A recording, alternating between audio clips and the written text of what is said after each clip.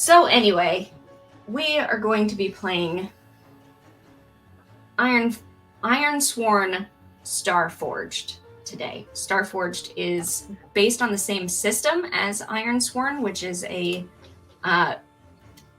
more Viking kind of themed game where your vows that you make to yourself and to others are the most important thing about you in your life.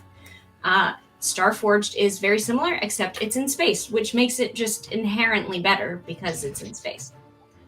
So we're playing this one because it's in space. I have never played this game before. I don't think any of my lovely players have played before.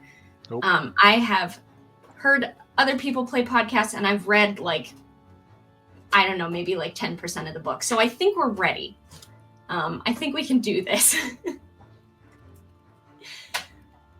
And it's going to be great because the book itself, even though this is just a demo version from the Kickstarter, is actually very well organized and very well put together, and it is linked, which means that while we're running here, I can click from one page to whatever other section I need based on where we are, which is super helpful. So I think we're going to survive. The one thing I will say about it, though, is this is very obviously set up thinking that you're going to play an in-person game. Like, there are cards that you can print out. The sector maps are definitely made to be drawn directly on top of. The character sheets are not PDF form fillable. Like, this is obviously set up with playing in person in mind, which is not inherently a problem, but we, as you can probably tell right now, are not playing in person. So that's kind of the only downside of how we're doing it at this moment. But everything else is fantastic so far. So let me go ahead and kind of take a second here to explain the world that we created, and then I will go around the table and let everybody introduce themselves and their characters. So first of all, I am Jenna. I am the game master. That's why I'm the one doing all the talking and probably doing all the killing of characters, as is tradition. If you were with us on Monday, I believe, we did a session of world building, and we used the oracles in the game book to create our whole universe, starting with 3 separate places. It was a ton of fun. We've done a little bit more off camera since then, so there are some surprises for you, but let me just read kind of the little script that I put together of our world here. This is the Cygnus Maelstrom. It's a sector in the outlands of the Forge, which is the galaxy that we are currently in. A few hundred years ago, humanity fled an overwhelming invasion of world-ending aberrations. These beings devoured entire worlds, engulfing everything they touched with no way of escape. Humanity did the unthinkable to flee by using the life resources of an entire planet to power their faster-than-light travel to a new galaxy. Earth died, but the human race survived. Some would say at the cost of our humanity. The old tech is forbidden, and most of the older generations were quite happy to let its secrets die with them. Here in the new galaxy, however, everything is not as it was in the old world. A long-gone alien race left their mark on the sector in the form of mysterious ruins, and, more importantly, black iron.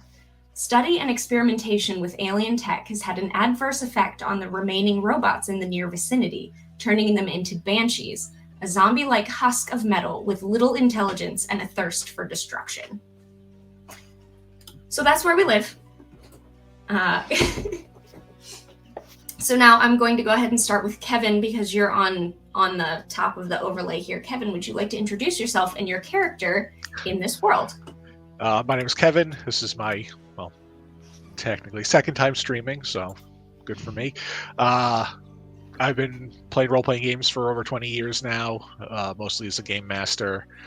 Recently, I've been playing with chat who we'll have to put a link in the chat to join the Discord server later. And I'm excited to be here. I'm playing Ignatius F. Roshan, @ Mayor. He's Guy Fieri, pretty much. So that's why I'm dressed in this, interesting garb. I wear the sunglasses, but then I can't see the screen anymore, so that has to stay up. Maybe when the action gets intense, I'll put it down and then just pick a random number on the dice and say that's what I rolled, since I won't be able to see those either. All right, Ida. Hi, everyone. Nice to meet you. I'm Ida. My pronouns are she and her. Um, Monday was a lot of fun. I'm really impressed with the way the document in the game really takes the effort not only just to lay things out in a nice organized fashion, but it kind of gives you actionable things to jump on. So I think after watching Jenna do her very best and bring all her enthusiasm, I think I might want to give this a shot with friends of mine as well. If you heard the doorbell, that's because my Christmas presents finally arrived. Ooh. And I'm going to be playing a character called Moxie. She loves technology, and you're going to get to know her a little more today. And Annie. Hi, I am Annie. This has been a lot of fun. This is the second stream with this one. I did another stream earlier this week as well. This has been a lot of fun playing games with new people. I am going to be playing Fox, a kind of fiery bounty hunter kind of lady, kind of in pursuit of some answers, in addition to perhaps a person or two that she's looking for some quick cash. Her call sign is Siren, just so you know.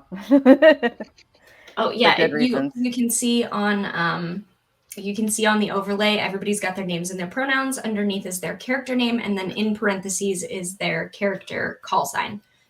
Because everyone is spacefaring, usually speaking, they use their actual names for more private, personal kind of relationships, and then their call sign is more business relationships, they'll say. So you are on your trusty spaceship as we speak. You are on the Avalanche. The Avalanche is very well loved indeed, and you can tell just by looking at it. It was liberated from some nasty people who did not deserve it, and Moxie fixed that, and now sails the open skies with her ship. There are some problems with it, but it's a good, solid ship. So right now, y'all are on the Avalanche, and you are on your way back from. You're actually on your way back from the planet Drek. You were at the Summit Colony, which is an underground colony on a toxic planet. It's burrowed into the ground like a little anthill. And it is mostly run by a hopefully very efficient AI. And you have just finished step 1 of a job there. You went to Summit Colony and collected a thing. You are bringing this thing back from Summit to the Koshiba Trading Post, which is a deep space settlement that you have a contact on, and you're all familiar with Koshiba, but you are bringing this thing back to shut down your contact there. You don't know exactly what this thing is. It's a small metal sphere. It's slightly battered on the outside. It's got seams kind of like a baseball shape to it, where they're curved, and it's got a spot on it for a biometrics reader. But not really anything else going on. You're not supposed to mess with it. You're just supposed to deliver it all in one piece to shut down. So what we're going to start with here, I did mention at the beginning of the game, but if you're just joining us, this is actually the first time all of us are playing this. I have listened to podcasts of this game, and I've read through part of the book, but none of us have played this before, so we are leaning very heavily on the oracles in the book and very heavily on the rules, which will help you guys too, because we'll be saying the rules out loud and explaining how things work, because this is also the first time we're doing it too. So hopefully that will give you a little taste of what kind of dice look like and that sort of thing. So you are just leaving Summit Colony, which, as I said, is AI controlled. So there's a lot of robotics. There's a lot of very strict rules, some of which don't really make sense for humans because an algorithm put them together. But I'm sure in the grand scheme of things, it probably makes sense. And you need to get from where you are across the sector to Kashiba. How you do that, so there's two ways to travel. One is if there's like a charted path, like it's known, you know where you're going, it's pretty easy to get to, that's only one roll. That's not what's between Kashiba and Drek. You are going to have to undertake an expedition, and feel free to look that up in the book if you want to. And I am going to look it up right now, because for some reason I'm still on the asset page.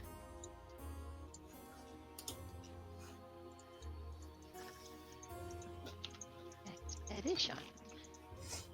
Yeah. If I were prepared, that would be what was like on my screen right now. But that's not how this works. You are Okay. providing a glorious example on anyone who wants to play this for themselves the first time and how to just wing it and go for it without preparing the whole world for it. We're just doing it. Mm-hmm. So, to undertake an expedition, when you trailblaze a route through perilous space, journey over hazardous terrain, or survey a mysterious site, give the expedition a name and a rank. Then, for each segment of the expedition, envision your approach. So if you move at speed, which this will be y'all rolling, by the way. If you move at speed, you roll plus edge. If you want to keep under the radar, you roll plus shadow. And if you want to stay vigilant, you roll plus wits. And then there's strong hit, weak hit, and a miss. And I'll get into the rolls in a minute because if you're used to a D20 based system, this is completely different. So this isn't it's not a super long journey. I think there's probably only, let's say there's probably only 2 segments on this journey. But it's not very well charted. It's not well traveled. It's not well charted. You could run into things in the middle here. And what you know is this first segment, the beginning of your journey here, part of the danger and why you need to roll for it is that you know that there are AI and android patrols all around the area of Drek. So for the first leg of the journey, there's patrols all the way around here. And you are,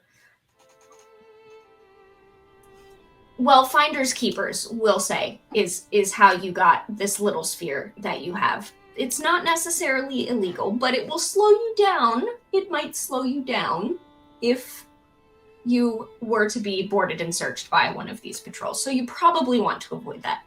Up to you, but probably.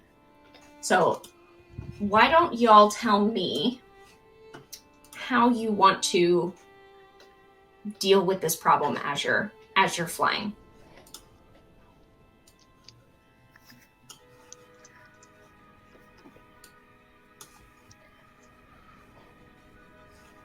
Say less attention on us is better.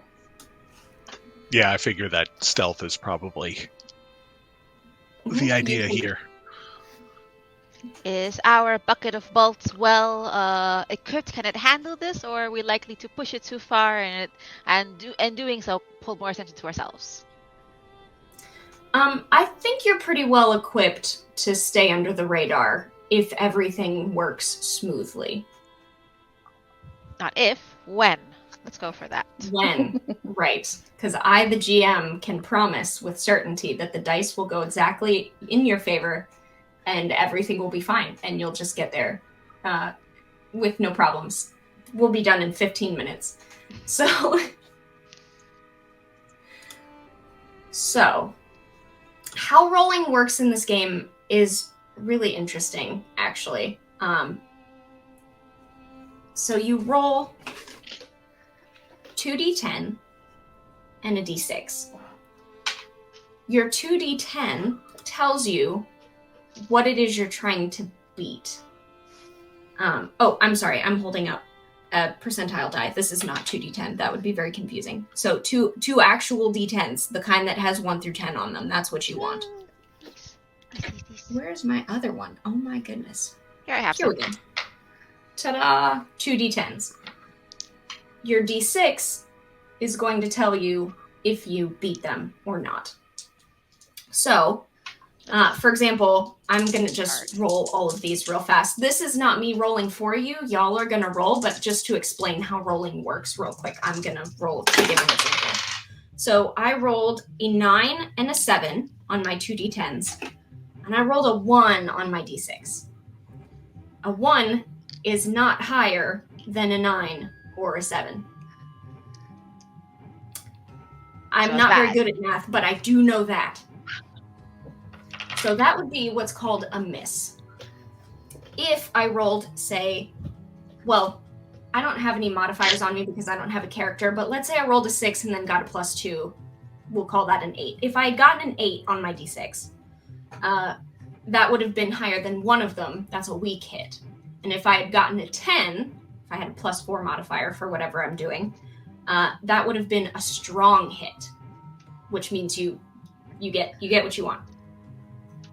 A weak hit is you get what you want, but there's consequences somehow. And a miss is, guess what? You do not get what you want. There's some sort of, you're waylaid for some reason. There's some sort of confrontation. There's a hardship. There's a threat. You don't make progress, whatever it is. I get to decide that in the moment based on what's going on. So that's super fun.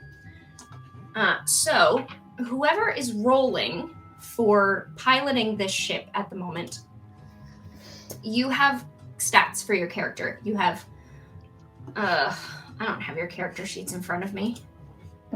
Which one of you do you think would be piloting, by the way?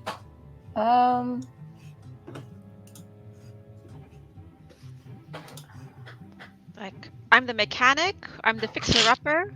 I have a base understanding of things, but if you want like ace pilot movement, you're probably not looking at me. But like, I think for basic things, unless one of you is like more strategic about this kind of thing. It's a different mindset than fixing things. That's very true. Okay, hold on. Let's pause for a second because I think I got ahead of myself. So there are stats in this game.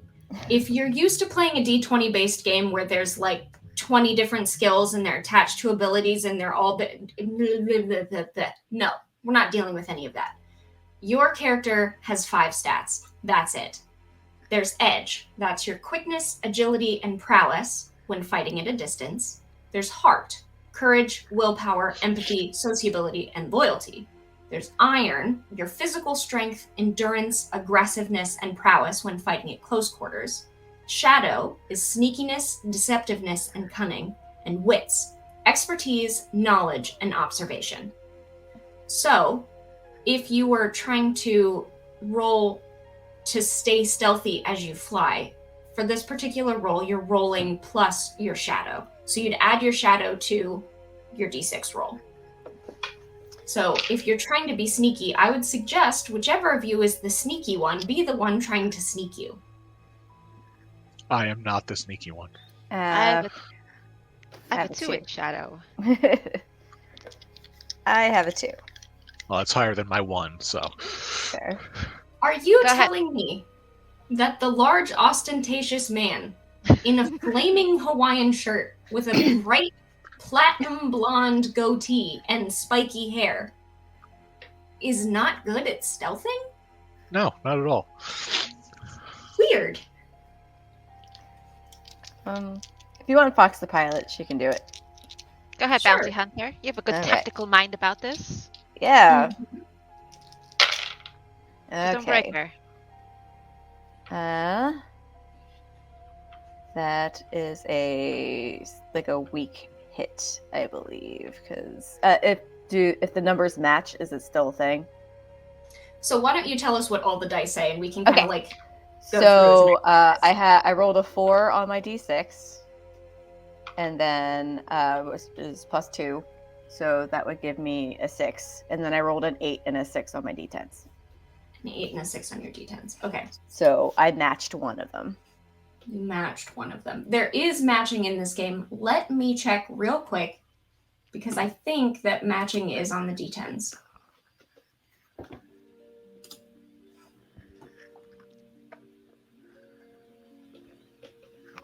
one of the not so great things about having ADHD is it will take me about 6 months of playing this game before I get it. So I have to just look through all the rules forever.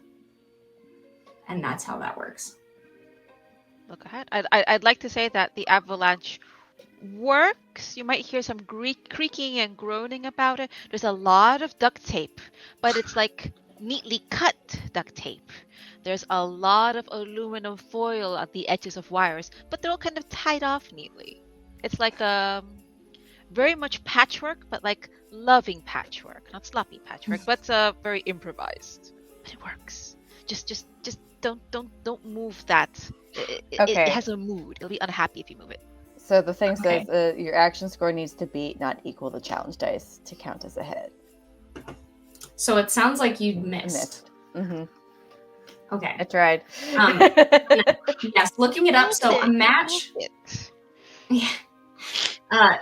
A match is when the two challenge die, your 2d10s, are the same number. And that is how you can get what you would consider like a critical success or a critical failure, is you get a strong hit that's like a twist that's good, or a miss that's like a twist that's bad. So matches on your 2d10s are how you get crits one way or the other. Okay. So you try and sneak through this sector where you know there are a number of patrols. And in the midst of sneaking through, your ship, the Avalanche, which is so well loved and so well taken care of, the grab system gives a lovely little fart, which it is prone to do sometimes. You all are mildly, gently, lovingly, absolutely slammed to the ground with everything else because gravity is way heavier for you right now. And there's a big, ridiculous space-themed dust cloud that just out the back of your ship as this does this. And it's just, I imagine it's sort of this like orange, noxious like puff out of like some afterburners or something.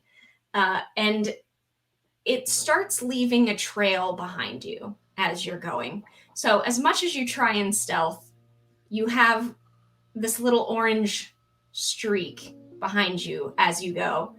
And that does kind of make it difficult to go unnoticed, because your entire path that you've been on the whole time has to go unnoticed for that to happen.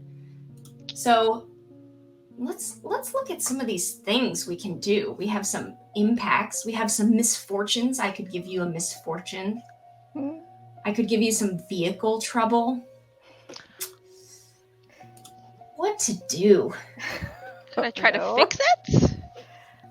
I think bad stuff has to happen because you had a miss, but you can try and fix it. But that's not going to stop the bad stuff from happening.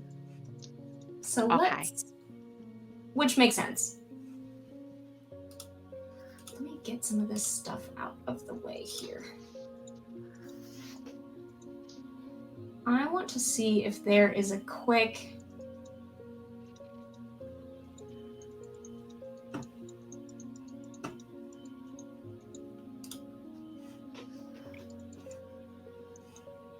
like maybe an oracle or something for combat. That would be pretty neat. Either way, while I'm doing that, you know what? I'm going to say you hear it first, because these patrols are, these are AI, like, controlled ships filled with little robot automaton guys, and they just put out signals around them all the time, where they're always talking to each other. And it doesn't make, it's not a human language of them talking to each other. So you hear over your radio, after a while of trying to be quiet, you hear like this garbled, scratched up, like dial tone sound almost of, you know exactly what this is. It is one of the ships from Drek, and they have caught your trail and are investigating. Oh boy. Can we hide this little metal shit? We're gonna hide it. Where are we gonna put it? I mean, But like, hide it so we can find it later, not like hide it in the ship. Like, it says, "Ooh, I'm gonna keep this and never let you see it for another month." right. I mean, I don't know if I can make it undetectable, but I can definitely certainly hide it so it'll be nearly impossible for any of us to find it later. That last part is worrying. But if you know what you're doing, I Or always know. we could hide it in our food. I mean, robots don't eat, so they wouldn't think to look there. Maybe. I'm going to whistle for Newton. Absolutely, you whistle for Newton. So Fox gives out a little whistle, and everyone in the audience sees patting down and hears the little scratches on this diamond plate pattern metallic floor as a tiny, glowing, softly glowing corgi sort of shimmies his way towards Fox. Hey, buddy. You want a new toy for a little bit? No chewing, though. Just need you to go hide it, okay? Oh. All right. And because it's about the size of a ball. So It is. It's a big ball for him, but he is undeterred. So you see this corgi is like, he's got his head up and the ball's like this in his mouth, and he like can't see where he's going. So he's kind of walking into the walls a little bit, but he's getting it back to his bed. all right, perfect. And if anybody starts looking for it or wants to take it from you, you know what to do. Good boy. See? Yes, Problem solved. He's he's menacing. going to adorable them to death. That's brilliant. I thought so. So when you're suffering the outcome of an action, when there's a miss, we do something called pay the price. The price is the most obvious negative outcome. So I think the most obvious negative outcome here is that these guys, the patrol, finds you. But it sounds like you guys are kind of getting ready for that. You guys are getting ready to be boarded and inspected. So, okay. Let's go ahead and go with that then. So the small ship, it looks like it probably used to be white. But now it is a dusty, spacey, kind of gray, bleached. It's got dents and stuff from where they're robots. They're not really concerned about what things look like. Pulls up next to you. It's obviously much smaller than your ship. They have absolutely no regard for atmosphere or gravity or whatever in the ship because they're robots. It does not bother them. So it's just this tiny little thing. And they send a signal. You hear the signal from their ship stops sending the dial-up noise. Which, by the way, if you're too young to know what a dial-up noise is, just look it up on YouTube and just listen to it. Make sure you have the volume all the way up when you do that. The other way around. That's a joke. Don't, you'll blow your eardrums out. It's a horrible noise, is what I'm saying. So the dial tone stops, and you hear like you would expect it to sound really robotic, but it's actually more of like a Siri. It's actually more of a Siri voice. Is like, "Hello, welcome to Drek Space. Why are you in the area?"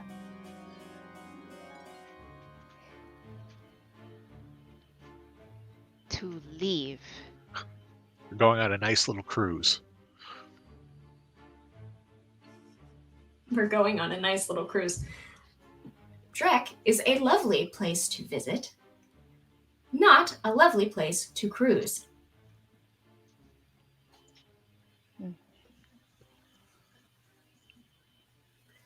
Your ship will be boarded now for inspection. Thank you for your cooperation. So you get a teeny little knock on the door from these teeny little bots.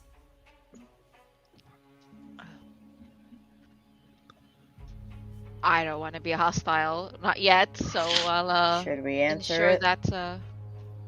Yeah, I'll go to the entry door and open it up and welcome our esteemed guests. Sure. So it takes a couple minutes. You have to let them in and shut that airlock and then depressurize and whatever because they don't have pressure on their ship. So it takes a few minutes, but they're perfect. Like they just stand there perfectly still. They don't seem to mind at all. And they come in and start looking around. There are 3 of them, tiny little robots. Think the little robots from Star Wars, the ones that are like Roger Roger. Like they're very thin. These ones are kind of, instead of a tan color, these ones are more of like a gray, but they're obviously like they're built for one function, and they're not like, for busting down doors or drilling into a mountain or anything. Like they're pretty small. So one goes one way on your ship looking around, one goes the other way on your ship looking around, and one is standing right in front of Ignatius and is going to start asking you normal menial questions, as if this is customs. Where have you been? Where are you going? Do you have your shots for this? Have you been in this area in the last 6 weeks? Yada yada yada. I'll just answer all the questions in the most mundane way as possible. We're heading over to the trading post to help cater a party that they hired me for. I'm the well-known chef, and have to get there somehow. These are my traveling companions / sous chefs. Traveling companions, sous chefs, and a dog. Yes, excellent. I love it. Are either of you two, like, are you just staying at your posts? Are you like, what is going on right now with Fox and Moxie? Like, where are you? I think I would, as mayor, by his call sign, is kind of interacting with one. If I see one of the little robots kind of split off and be like, oh no, please don't touch anything. Let me join you. I'll answer anything you want. Just if one is heading towards like the engine or like some sort of engine kind of places, I want to escort and make sure that nothing gets more broken, more busted. Gotcha. So Moxie's babysitting. Every time they try and peel off duct tape, you're like, no, we need that. Fox, what are you doing? I'm probably still behind the helm in that like cavalier sort of like stance with like my feet up on the dashboard and like this seat like kind of leaned back, and I'm just going to have Newton on my lap and just kind of perceive. Newton at the moment is currently kind of glowing like a mild, like he's like a little mood ring essentially. So I'm trying to give off the pseudo like sense of calm, but he's actually like a violet red at the moment because I'm just kind of really impatient. So he feeds off of my emotions at the moment, and it's giving away the fact that maybe I'm just a little too pissed and impatient that we're just even having to do this. All right. So it sounds to me like all of you are trying to cooperate and be as open as you can to sort of like get this moving. So I'm going to say, Kevin, why don't you go ahead and kind of roll for everyone here to see how this goes. Okay. Is this worth rolling for? I think so, probably. Yeah, probably. Ooh. Oh shoot, my streaming computer's not plugged in. What am I adding to this? Plus heart? So that I think is up to you for interpretation. It sounds to me like you're trying to be like charming, trying to use your celebrity, like, yeah, I'm a chef, I do this all the time. And if that's the case, then yes, I would say heart is the one to go for. All right, so I rolled a 5 and a 6 on the D10s, and I got a 5 total with the D6. So our second miss of the evening. No. Are we even going to get to adventure, or are you going to have a shootout with droids in your ship right now? The answer is... They shot first! We'll see. So... a miss for this one. All right. I think you're trying to be charming and use your celebrity doesn't really work on them because they're droids and they don't care. So they're really just listening to your answers. They're not like any sort of starstruck. They're not like trying to be buddy with you. Like, this is not working. They don't want to be your buddy guy. So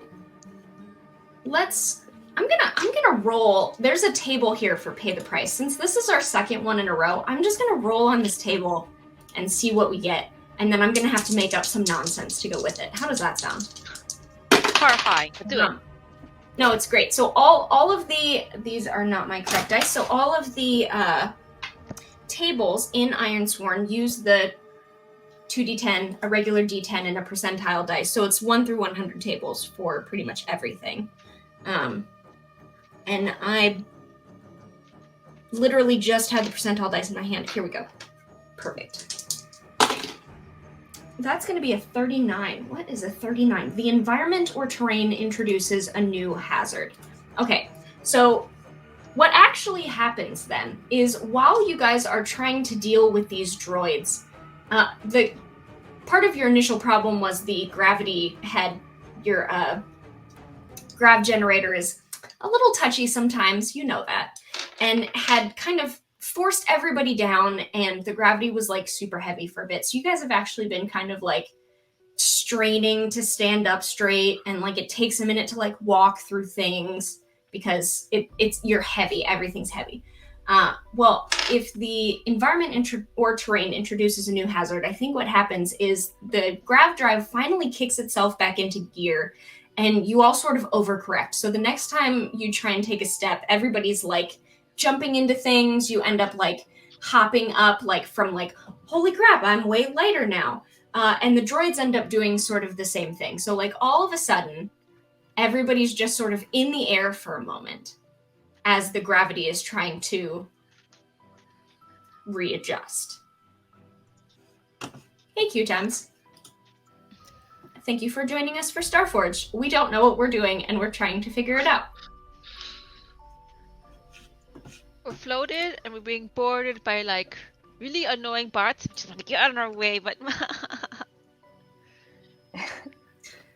So, the bots, again, like, no emotion on their faces. They don't really have the kind of body that's made to have a face that can emote. That's not their purpose. So they're, what we would consider, like, underneath or leg portion just gets these little, like little tiny jets under them, and they kind of correct so that they're standing up their own version of straight, and they all go back to normal, and everything's fine for them. And they continue trying to question you and look around things, but now they have access to all the little bits and nooks and crannies and spots and places because they're basically flying around on tiny little jetpacks, and you guys are like trying to swim through no gravity. It's great. It's a good look for you. This is not a good look for me. They're gonna do a really thorough job of searching around in here. Question for you, Fox. Is there anything else in here? Obviously, we know you have your little metal sphere that you guys are taking back to shutdown. But is there anything else in here that maybe you don't want other people to see, or you're saving for later, or that might be questionable? I mean, no. No. Okay, you have disadvantage when you try to lie to the DM. Not exactly.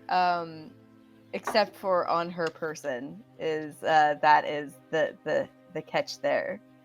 So it depends on if the gravity is going to mess with her sleeves or not. Is the catch.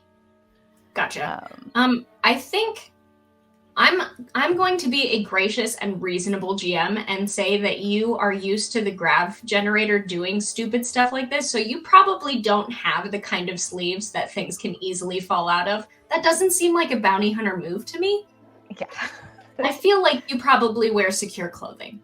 Yeah, I mean, even still, she's probably going to like instinctually like tuck like at like the sleeve like anyways to not like expose like she's got some interesting tech that's kind of like on her forearm, just trying to she would prefer others to not see that, or at least Very fair. the droids to not see it. Okay. And then, all right. So that's probably the only thing is you're trying to make sure that they don't see your actual person then. Yes. But everything else sounds like it's fine. Yes. Okay. So these droids give a very thorough look of your ship up and down, I'm going to say. Because I'm going to be frank with you. If we keep sitting here and I keep making you roll for things that could potentially dangerous and you keep missing and missing and missing, we'll never get anywhere outside of this encounter with dumb little droids. So instead, what I'm going to say is that this takes you a very long time. Because you got 2 misses here. So this, like, you are a couple days off your track as they, like, go through and you get, like, a citation that's, you know, that kind of, like, parking ticket level of, like, your ship is missing its rear view mirror and your taillights out, or, you know, like, you get those sorts of citations and there's paperwork and it's boring and it sucks and your Newton is, like, pretty constantly, like, switching between red and purple as Fox is getting more and more like, the longer they're here, the less I like this, but you're, like, keeping it cool and it's okay. So you're good. They leave. It's fine. But you are late now.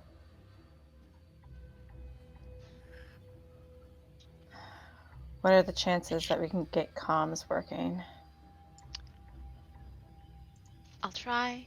Well, to get there, we have to ensure to hand in what was asked of us. You said last time when you hide things, they're almost impossible to find. Let's not compound the bad news. Where's that thing? Right. So what is it? Newton? Go get the ball. Go get the ball. And Newton is going to waddle off and go find the little sphere, which is a bit big for him. Gravity is much easier now, so he doesn't have a hard a time as he did earlier. He brings you the sphere. It's where he left it. Newton is a good boy. Okay? He's a very good boy. He's the best of all of you. He really is. So you have your sphere. Everything is fine. You're probably, I haven't actually looked into how money works in this game, so I'm just going to do the generic sci-fi thing and say you're probably like a couple hundred credits behind now because of your fines and fees and whatever. But you have a brand new taillight, so that's nice. How does that work in space? I don't know. That's your problem. Just gonna... But you have Newton, you have your sphere, sorry. So you need to continue through the next leg of your journey because you definitely did not make as much progress as you were hoping that you were going to make. Yeah. Let's book it. We're going to book it. Yeah, I think at this point we should probably book it because I don't Yeah. think our comms are going to work well enough to be able to tell whoever we're supposed to meet up with that we're going to be late. That's reasonable. And you've already been through the, you've already been through the rigmarole in this area, so book it is rolling plus edge. Not me. I am not good at that. Not me either. All right. That one is my primary stat, so that should probably Yay. work out okay for me. In Famous theory. last words. Fox is good at one thing, and that is pedal to the metal.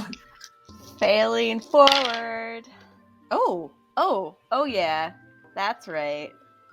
That is a 5 plus 3, so that's an 8. And I rolled a 4 and a 6 on the D10s. So, finally. Right, so you get a strong hit. On a strong hit, when you undertake an expedition, on a strong hit, you reach a waypoint. So now we get to talk about waypoints. A waypoint can be literally whatever the heck I want. Whatever I want.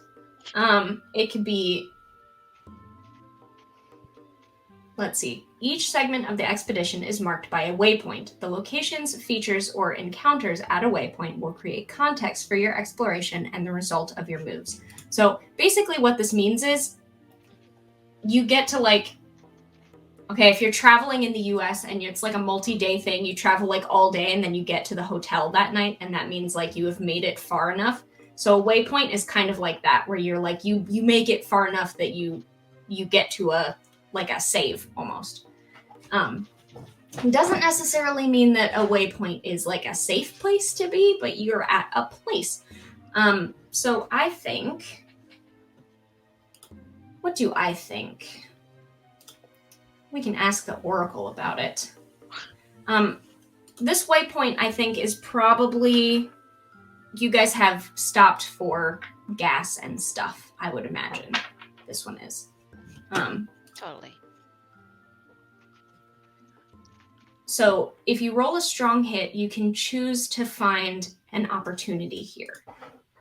And I think the opportunity that you could find here is that you can gas up your ship. We're not going to worry about that. That part's all good. But there are probably merchants in this little area. I'm not going to say that this is a whole settlement. This is more like Outposts. Less. Yeah, it's kind of got a truck stop vibe to it. You know, like you can get gas. There's a space McDonald's. There's a space Wendy's. There's a space tobacco, guns, and lottery tickets. All right. Ida, you're not American, but that's I am actually. Though I'm from New York City, so we don't have too many truck stops in New York City, to be fair. So yeah. True. So that's once you get out into the boonies, that's what your truck stop could look like, or maybe it's like a Sheetz or something. Manhattan. Wow. Yeah. You should wash your hands when you're done with this space trucks. Yeah, Space Wendy's. We call it the Spendies. It's expensive, I guess. So anyway, we're on an Arby's budget. Yeah, yeah. So you stop here. There are places to get food. There are places to get gas, but there are also some opportunities to maybe pick up some. What is the word that I'm looking for? Intel? Supplies? Intel. If there may be other goodies in the list of... So one of the things about this game is there's a deck of cards that you use for items, for body modifications, for things like spaceships or maybe extra companions and stuff that you have.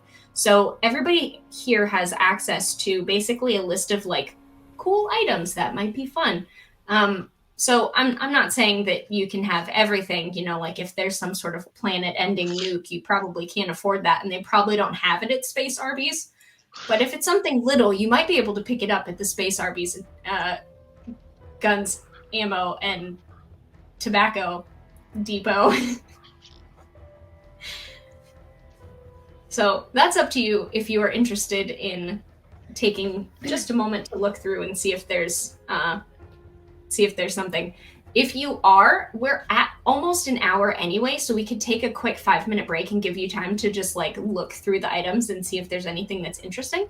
If y'all are like, no, we just want to get on our way, we were late anyway, then we can just keep moving, and that's up to you. I'm just creating an opportunity for you. You do not need to take it. Well, as a universe-renowned chef, I'm always on the lookout for interesting and new spices and recipes, so I will gladly take a look at any traders there might be, see if there's anyone that has any like space saffron or space garlic or something like that I can, you know, possibly get. Space garlic sounds incredible, actually. Space garlic does feel that's I would also like some space garlic. There is... Let me see if I can find it. Is it one of the core oracles? No, it's not. Fox is probably going to go and look for someone where she can gather some information, because that's what she does, for one. And that sounds very reasonable. Yeah, so probably not just on her current mark, but also about the persons that we were doing this business interaction with, because, you know, nothing better than getting two birds with one stone if the person we're supposed to be meeting also happens to have a bounty on them as well. Moxie would like to Okay. know, like, I know we weren't supposed to mess with the ball. I kind of want to mess with the ball. I want to know what it is. What is this? Why did we go out of this way? Why are we enduring all this pain for this little ball? What the hell is it? Let me have a look at it, please. Okay. So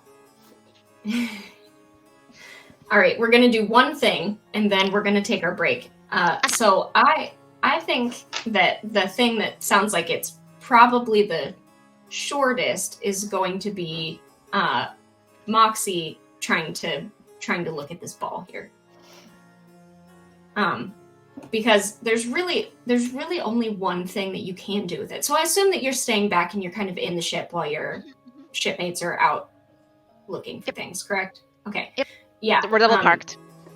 This ball does. It doesn't look like it's not like a Rubik's Cube situation. It's not like the ball from Treasure Planet or whatever. Like, it's got a biometrics scanner on it. So you put your thumb on the biometric scanner and it doesn't do anything. Like, it doesn't know you, obviously. So if you want to get into this, you're going to have to do some sort of trickery to it. Whether that's hacking or what, that is up to you. If you want to get into this thing, you're going to have to figure out what you're doing, and then I'll tell you what kind of roll that is. Okay. Apparently I have a thing where I can try to repurpose or modify equipment or technology. Or I can also gather information by studying or disassembling a machine. I kind of want to make it receptive to me. So it sounds like you're trying to do some modifying then. Yeah. Does that ability have a particular stat tied to it? No, it only says add +1 and take a +1 momentum on a hit. Okay. We haven't really gotten into momentum. I don't feel like it's going to be a super big deal for this one shot because we're not playing for very long. But momentum is a way to push yourself to be able to succeed at things at a cost later. So for now, that sounds to me like you probably want to roll your wits, like you're going based on your knowledge of mechanics and of software, hardware, whatever, to kind of rework this so that it accepts your fingerprint. So wits sounds reasonable. Okay, so I'm gonna roll that d6. Mm-hmm. And you roll your 2d10. Okay, so on my d6 I rolled a 2. My wits is +3, so that's a 5. And my skill thing lets me add another 1. So you got a 6. I got a 6. I'm gonna roll the 2d10s now. That's a 1, and that's an 8. Oh, nice. Okay, so you got a weak hit. Mm-hmm. So you don't get everything that you want, but you do get part of what you want. So I'm gonna say this. You can get your fingerprint on this thing. You can get it to work. But if you do this, that when you hand it over, they're gonna know that this has been tampered with.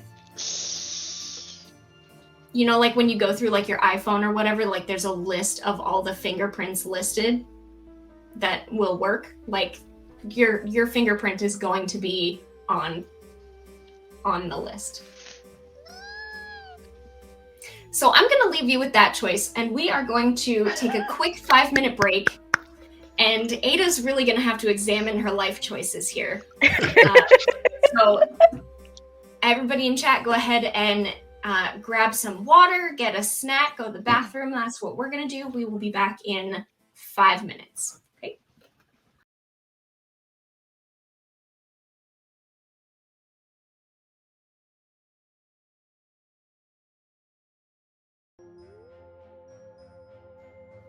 Hello, friends. We are back. I promise that was not me hitting the wrong button. It really was just the stream crashing the instant I tried to take us to break. It happens sometimes. Here we are. A little bit of a bummer, but it is whatever it is. So anyway, before we went for break, our intrepid group of heroes, we'll say, are on a mission to bring a mysterious little sphere from somewhere to someone somewhere else, like you do. It happens when one of your people is a bounty hunter. You end up doing missions like this. Well, Ida has made my favorite character, which is so far the character that makes stuff happen. And Moxie just can't keep her little fingers to herself and has rewired this mysterious little sphere somehow so that it will accept her biometrics. Now, she has a choice right now, because if she knows that if she does this, and this is the weak hit, she knows that if she does this, that it's going to leave the it's going to register her biometrics, and anybody that they hand this off to later is going to know that she tampered with it. But she can get in. Or she could not get in, and her biometrics will not be registered on this little device. So what you thinking, Moxie? Oh shit. I want to push this button. I want to push this button. Should I wait for my crew members to come in? Maybe I should at least wait for that. Beep, beep, beep, beep, beep. Guys, I have a bit of a breakthrough. Not to just supervise me, make sure I don't blow up. Come on over. Okay. What did she do now? All right, so now y'all have a choice. You can continue doing what you're doing, or you can hear Moxie use the words blow up and go find her. I'll head back to the ship. Yeah. And it's just like, Mare, make sure she doesn't make too bad of a decision. I'm a little busy. All right, so we'll focus then on Fox decides not to go back. Oh, hey, bad spot that I called by the incorrect name. Welcome to chat. I have almost figured out how to play this game, I think. I did forget to talk about the Iron Vows, which feels like kind of an important part, but we're going to work it in if they actually get back to where they're supposed to go, so it will probably be fine. But right now, let's focus on Fox. So, Fox, you're trying to get some info, you're trying to talk to people, like, what's going on here? Yeah, she wants to check in, see if there's any contacts here, and she wants to get a little more info or intel about the people that they're supposed to meet up with. Sure. So let me tell you some things that you already know about. Shutdown. Shutdown is a contact at the Koshiba trading post that you are already aware of. For everybody in the audience, again, the Koshiba trading post is a let's say medium-sized deep space settlement kind of pieced together from old ship parts. There's about a few hundred people living there. It is a known place to recycle alien tech and to safely recycle some of the forbidden old Earth tech that you're not allowed to have. You know, being a bounty hunter, that this recycling doesn't always necessarily mean that it gets recycled. Sometimes it means it gets recycled. So the lower levels of Koshiba Trading Post can be a little bit seedy.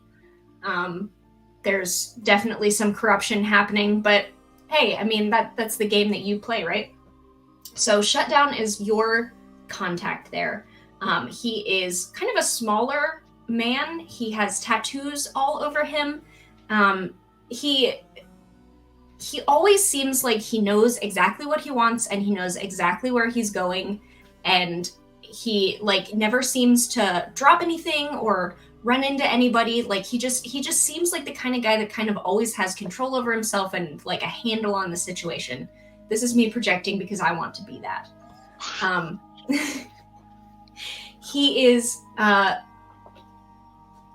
travel guide, is his title. That most people know of, which involves him, doing some contract work for people and consulting on good places to go visit and have adventures, and where to find this and that and the other thing is his work. You know that for him it's a little bit less like being a travel guide and a little bit more like being a fixer. So you know that about Shutdown. So you would like to find out more information. Let's dive deeper. So information is not cheap. So this isn't the sort of thing that I'm just going to say, okay, well, roll plus your heart and then see what you find out. You're going to need to sweeten the deal with any information brokers you find here a little bit more than that. So I'm wondering what it's worth to you. Well, for one thing, just get this, since it literally took us, 2 hours before we had drones on top of us, before, just can't help but to spark a bit of suspicion that, like, she's moved hot valuables before, but not that hot. And also, like, time is money. Like, that literally costs them, like, a significant amount of time. So, it's a hot product. It costs them time. And her main motivation at this point is that all this is about, like, if someone else that has more money and wants this more, she can figure that out and exactly what is this guy trying to do with this thing. Because if it's that valuable, she'd rather deliver it to somebody else. Sure. So let's roll up a character for you to talk to. How about that? I'm going to take my 2d10 and I'm going to roll up a random info broker for you right now.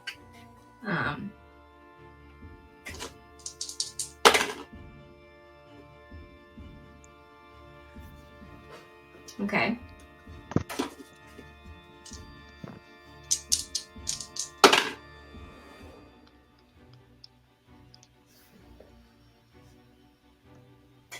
Okay.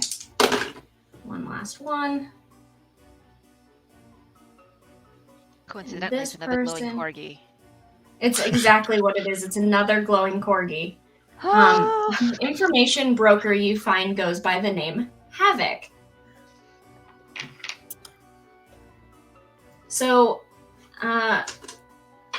Havoc is kind of on the smaller side, and pretty much instantly suspicious of you. So, they are standing back farther away, sort of, I feel like you come into this office, which again looks more like a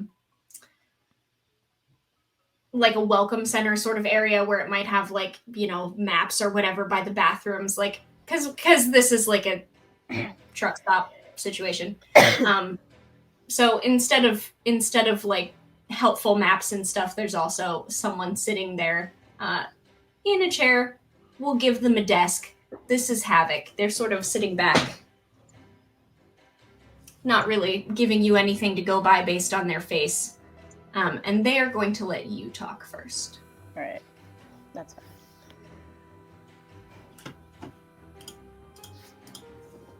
I got a job. Kind of an interesting piece of tech with an interesting character. Seems to draw a little bit of heat.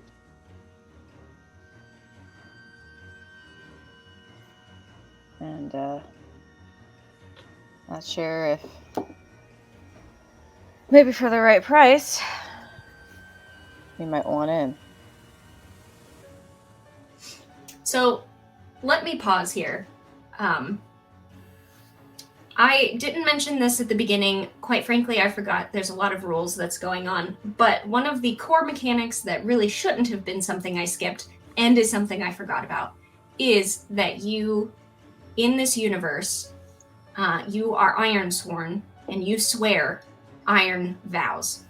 And those are integral to who you are. So, when you took this job, and so there are levels of vows, right? There's low level ones are dangerous. Everything's dangerous. And then there's all the way up to this is like your life goal. You may not even achieve it, but it's kind of what you're always working towards in the background. It's what you're always trying to do. Like this is the whole spectrum of it. So let me ask you before you go any farther, did your group swear a vow for this job? Together or individually? It would have been together. It would be a low level, but that's part of the deal. Instead of like signing a contract, you're swearing an iron vow. Yeah, that's right, Scott. I did cover vows in episode 0. See, I'm have everything together. I don't think she would have sworn a vow on that one particularly. I think she would have sworn a vow to meet with the person. I'll make sure that we get there. To make sure you get there, not necessarily to get the thing back. Yep. Okay.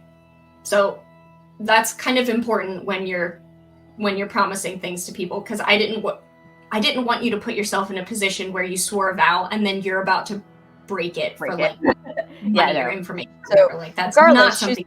She's going to make sure she gets everybody there, but like anything details beyond getting to their destination is a bit of a fuzzy area.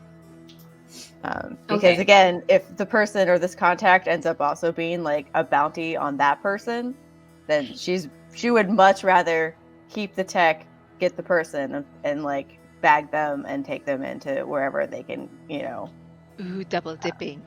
Yeah. Gotcha.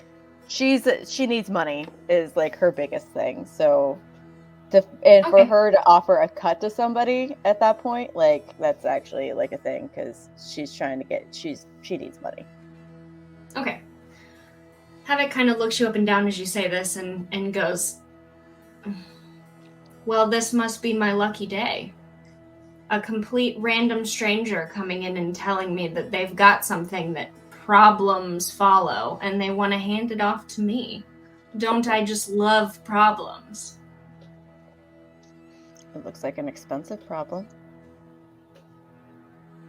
To the right bidder.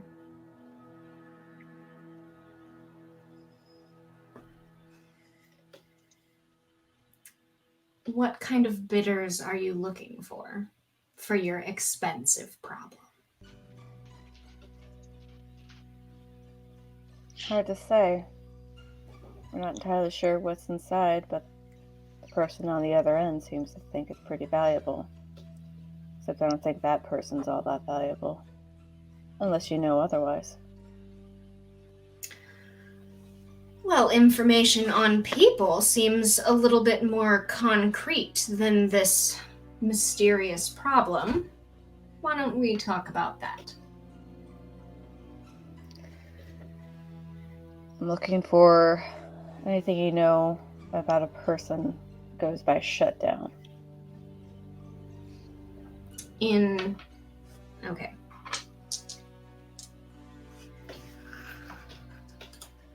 So, one thing we can do in this game is there is a way to roll your percentile dice and then you find out if things are yes or no. So that is called asking the Oracle. So we can ask the Oracle, does Havoc know anything about Shutdown? I think let's go with this is probably... I'm going to say this is likely because that's sort of the same circle that Shutdown moves in. Even though it's not in the same area, they probably will throw my dice directly on the ground. Because that's a helpful place for it to be. They would probably at least heard of him. So I'm going to say it's likely. I'm going to say it's likely that he knows about Shutdown. So what I do then is I roll my 2d10, which obviously is 100 percentile. So that is a 16. If I roll a 26 or greater, this person knows about shutdown. So it seems like this person, I'm going to say, because this is a one shot and I'm going to make it fun, this person doesn't know everything there is to know, but they know some things. All right. Grab my dice that I throw all over the place. Throwing things is not inherently part of the game, but I seem to think that it makes all my games more fun. So that's why I do it. That's really a personal choice. Physical humor is always a good thing. Yeah.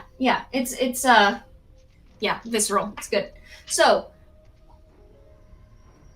shutdown. My old buddy. Or not. Depends on what you're paying. Well, he seems to be in a little bit of trouble. I can probably split a bit of that to bring him into the right people.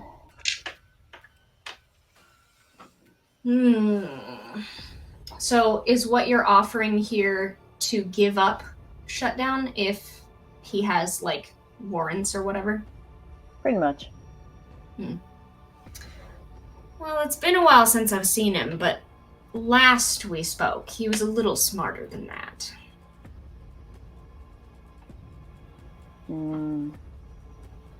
Well, I seem to have just the thing that'll probably get him out of his hole. He's in search of some sort of strange tech, apparently. That's interesting enough. That'll probably draw him out. So you're offering me a chance to scoop up shutdown if I give you more information on him. Is that the deal? That's the deal.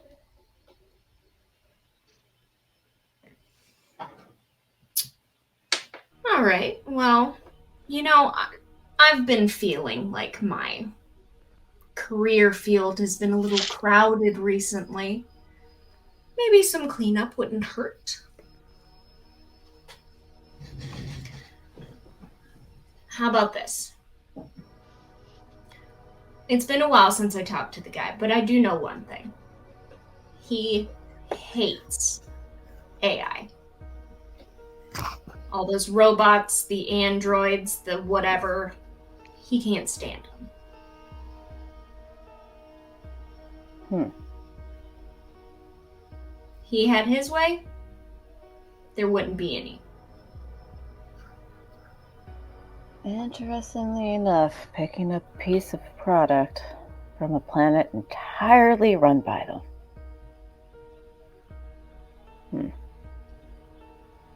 That I And couldn't say. who are all after it. So let's switch back to Moxie and Ignatius now, while the two of you, let's say, are sitting. Let's call it you're in your diagnostics area near the engine room. This thing's sitting on a table between the two of you. What's going on? And then I did this, and then I rerouted the power coupling, and then I just gave it some nice vibes, and I think it's gonna work for me now. But any witnesses? Otherwise, it's just a crazy story. You in, right? I don't know if we should be messing with the product, but if you were to, I don't know, accidentally touch the scanner with your finger, I couldn't stop you. All right.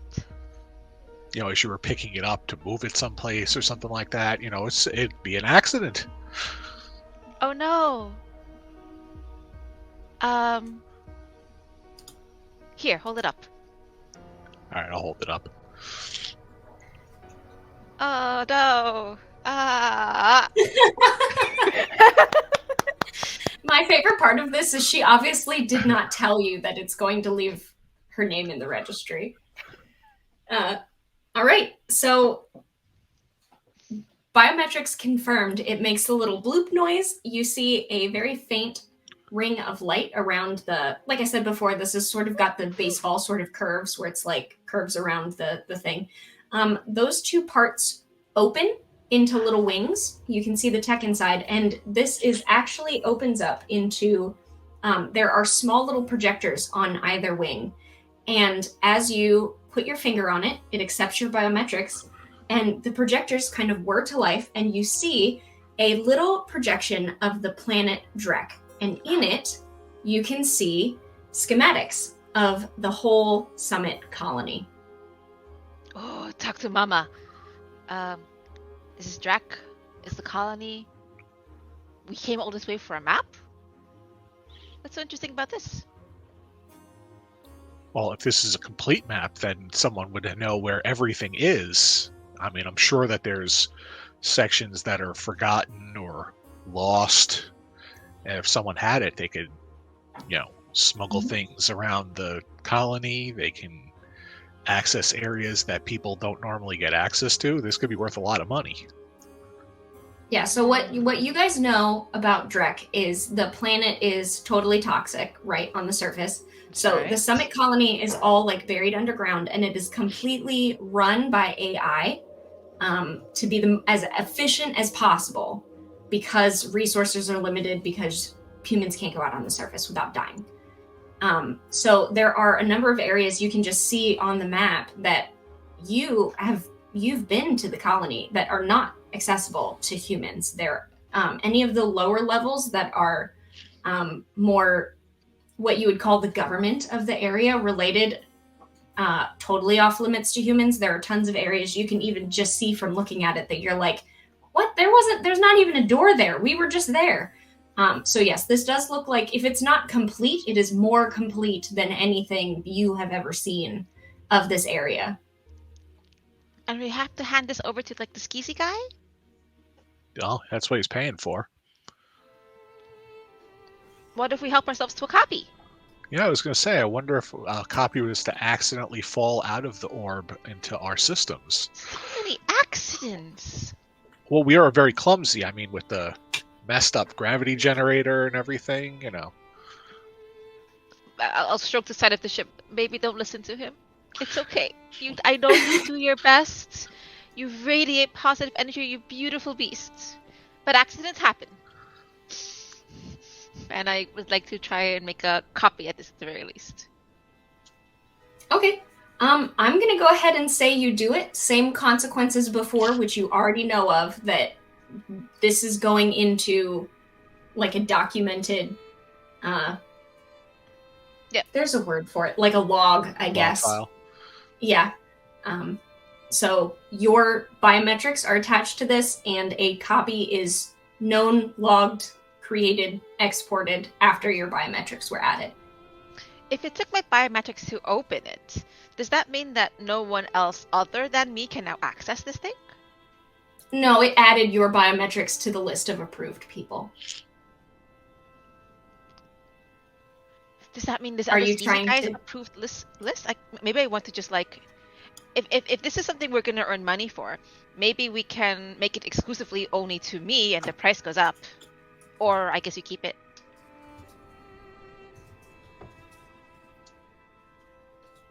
Or, I mean, you're dealing with a trader that you made a bargain with on Kashiba. That's true. The easiest way to handle that is to just take your thumb.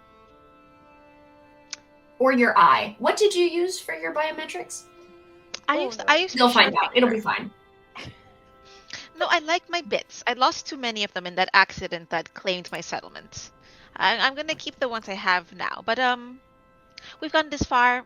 I'm gonna accidentally make a copy. Okay, you accidentally make a copy. It is logged onto your ship's database, and you have access to that now. You get the feeling that probably those robot guards that had searched you over earlier would not be happy to find something like this on your ship database, but that's a Never pass problem them for now. later. So you don't know anything about what's going on with this, Fox, and y'all don't know anything about what Fox is doing at the moment. So perfect. I love when I get to hide things from my players. So yeah, here we are. Fox, you've got your deal. I'm not going to work out the details because this is a one shot, but you probably sit down for an extra 20 or 30 minutes going back and forth on like how you're going to give shutdown up and how they're going to blah, blah, blah, blah, blah, whatever. I don't care. It's a one shot. Moving on. And then last thing, Kevin, did Ignatius want to look for spices and stuff, or have you like totally forgotten about that because... I've Shiny. probably forgotten about it because of the shenanigans. Okay, We didn't that is blow very up. fair. Thanks for like moral support. Speak nice Hey. of the ship. She Yeah. hears it. She likes it. I lovingly pat the ship and apologize for earlier transgressions. Very fair. Very fair. Okay, so everybody's back on the ship. You've fueled up. You've gotten your food. You've gotten information. You've gotten information. Everything seems fine. Nobody's the wiser. So now it is time to continue on your way. Let me bring it back to the freaking... I am so lost. There are so many rules in this game. This is really cool. And I personally just need more time to figure out how it works all the way and actually like memorize these things rather than leaning on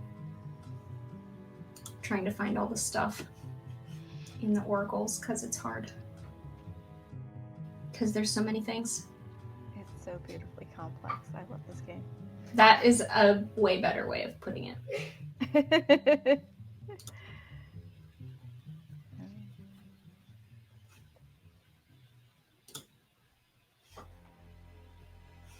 I am apparently not in the right place here. Anyway, I do remember that. So what you had to do for your undertaking an expedition is you needed to roll some way or another.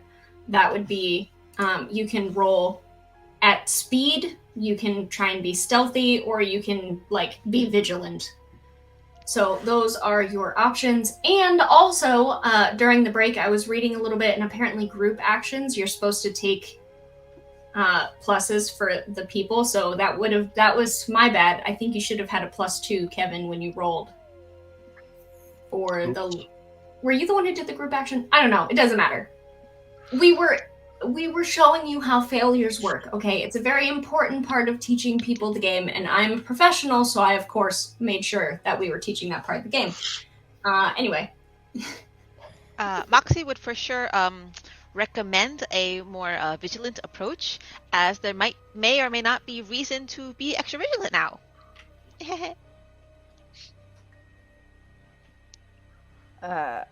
Extra reason? Why is Yeah. that, Moxie? Because we got something extra out of the thingamabob. And I think this is probably why those little droids were very curious in ships overall. And I'd rather not that happen again.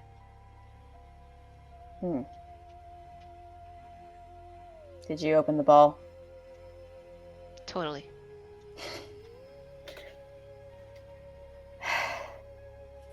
You want to know? Or is it safer for you not to know?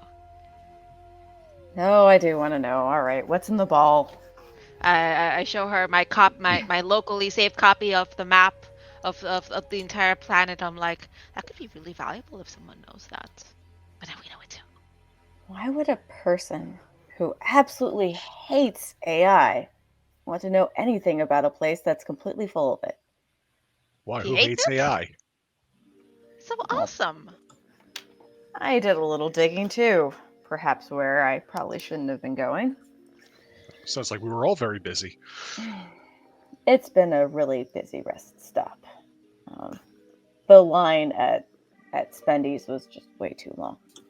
Thank you for picking up the McRibs, though. Yeah, it's a limited time offer kind of idea. Once they're out, and it's just like you can't find them anywhere at that point. Fun fact, McRibs are the only thing that have survived from the old world to the new. Whatever the recipe is seems to be exactly the same. You're not really sure how that works because none of the meat in this galaxy is the same as the meat in whatever in your last galaxy, but apparently that doesn't seem to matter. Not even Shamrock Shakes? Wow. Oh, Shamrock shakes are blue now, but they okay. taste the same. okay. But the McRib, exactly the same. Perfect. Having no Earth animals has had zero impact on the taste of the McRib. Canon. Oh no. But apparently, our friend Shutdown has a bit of a hatred towards the towards robot kind for one way or another. So you could say he wants to go with me here. Shut down all the AI, and knowing where everything is could precipitate that awful event, because it's really valuable to have. Even if you don't understand it, it can be good. The way I see it, the only thing I promise here is to get this ball to its destination. That's it. Sure. But there's a lot more value in finding someone to take care of Shutdown. And then also probably selling this information to a much higher bidder if we can find a good connection. Should we sell it? I mean, that's really Imagine detailed. Imagine the engine overhaul. We could even afford shields. Imagine the end to all AI. Mm-hmm. Well, I don't think Shutdown's going to pay nearly enough to destroy a planet. But I think other people can pay significantly more to keep Shutdown from doing it. Oh, by the way, I'm like tied extrinsically to this. Please don't trade me or my parts with it. Okay, let's go about this voyage now. Wait, what? Huh?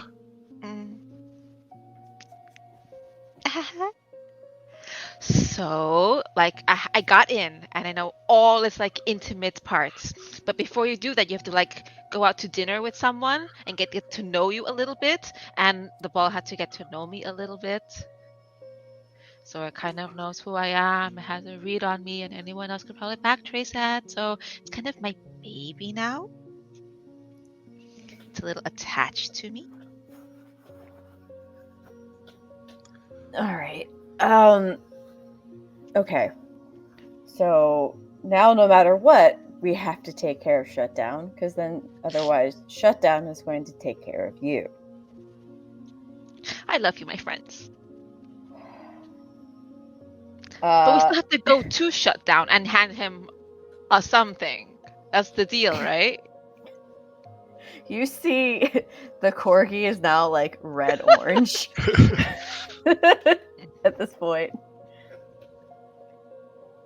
Okay. Well, this just changed a lot of strategy. Now, did it make it more fun? Did it make it more profitable? Because you like that, right? Yeah. You're welcome. She's that's going to one way to look instinctually at go for the arm tech again before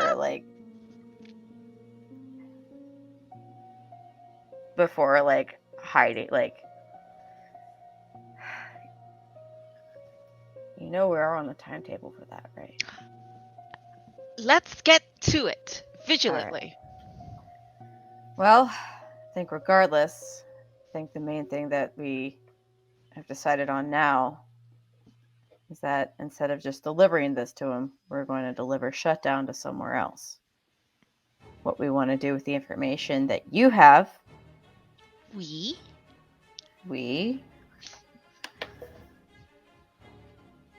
can handle later. Works for me. one unforeseen circumstance at a time. Yeah. Nothing bad could possibly happen other than this. Oh. No. So, what you need to do now is undertake your expedition move. And that's going to get you from here to the Kashiba trading post. Unless you fail. And then I guess it won't. So you can move at speed, which is rolling plus edge. You can keep under the radar, which is rolling plus shadow. And you can stay vigilant, which is rolling plus wits. Max would for sure recommend plus wits to avoid any more searches. And it just so happens wits is her highest stat. Your turn to fail a roll. Okay. I'll roll that d6. So I think this is a group action. I need to I may have been rereading the rules incorrectly, but I think that this is actually a group action, and I should have given you a +2 the first time you did this because you have 2 other people doing it with you. You tell me what to roll, how to roll it. So we're just going to do it that way, and if this isn't how the game works, then someone in the audience who actually knows the game can tell me, and I will ignore them anyway. But we'll learn for next time. But we will learn for next time. Yeah, so go ahead and take a +2 because this is like a group action. So do your plus wits. Okay, so plus wits plus my wits and the +2. Yes.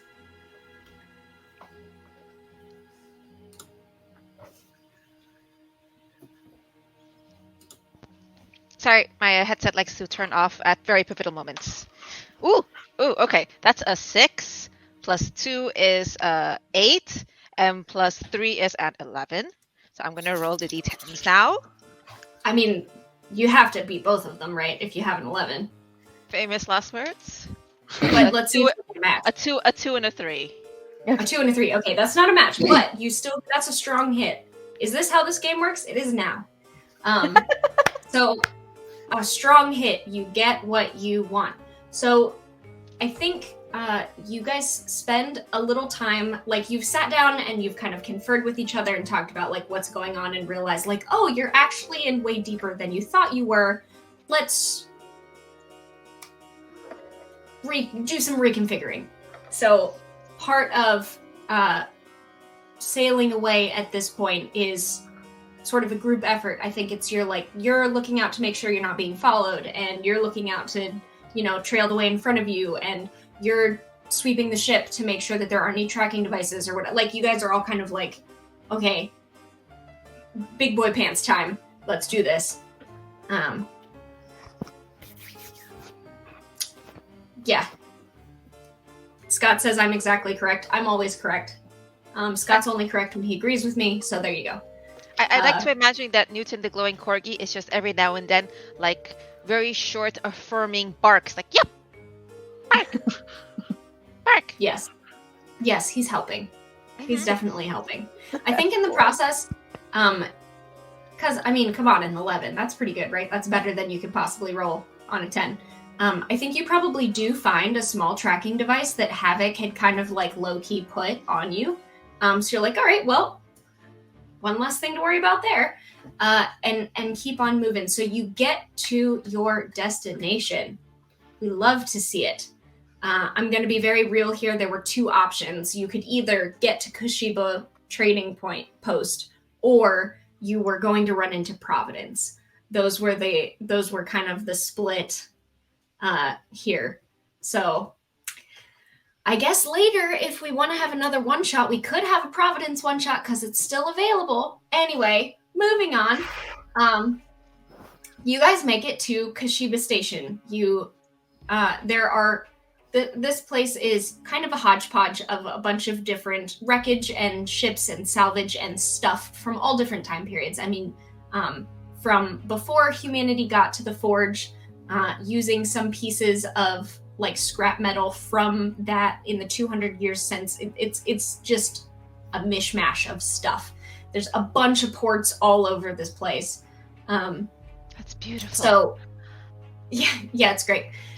So you go down to, so there's kind of levels to it, right? Imagine this thing sort of shaped like a beehive, where the the farther down you get, the smaller the levels are, and there are not docking stations at the lower levels. And pretty much anybody who's ever been here, you know, the lower levels are not for you. That's not what you're here for. You keep it moving. You don't ask about that. Everybody knows that about Kashiba. So you kind of dock midway-ish, because you're not at the top is the recycling center, and you're not interested in that. So you dock. You are immediately surrounded by tons of people. There are, I think we said a couple hundred people that live on Kashiba. Let me go look at that again. Yeah, home to a few hundred people. So a few hundred people live here, call this place home, and then it's also a trade hub. So there are more people who are just here temporarily. So you see all kinds of people all around you, probably like space, Star Wars Cantina music playing in the background or something. And you go find your way towards, let's call it a bar, towards the center of the station where you know you're supposed to rendezvous with Shutdown. I'll have it like the ball like in my pocket under my armpit, like keeping it safe. And is there anything else that y'all are trying to do before you rendezvous, or are you just going straight there? That is completely up to you.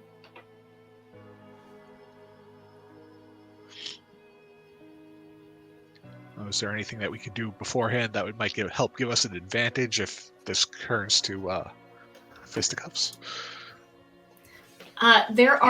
This is a trade station. There are definitely merchants available if you are looking to buy items or weaponry or any sort of, I don't know, like a space 5-hour energy or something that would that would give you a little extra leg up. There are definitely places to find all that around here.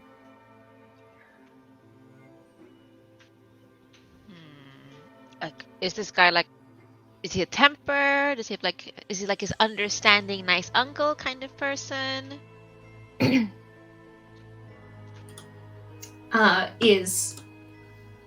asking Shutdown. about Shutdown?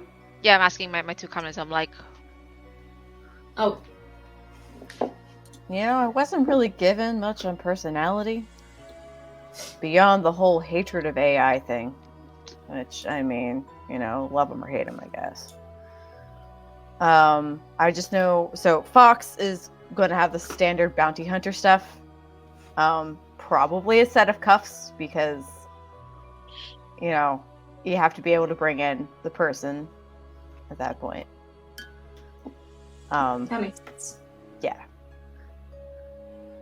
Do you have, like, guns and stuff? I'm asking you. Y'all have your cards. Technically, I don't have a gun on me. I have... Hey, me neither. I have like my weapon. Oh my gosh, is it like a big old like wrench? It's heavy. But I put a lot of things together with it, but I also broke down a lot of things.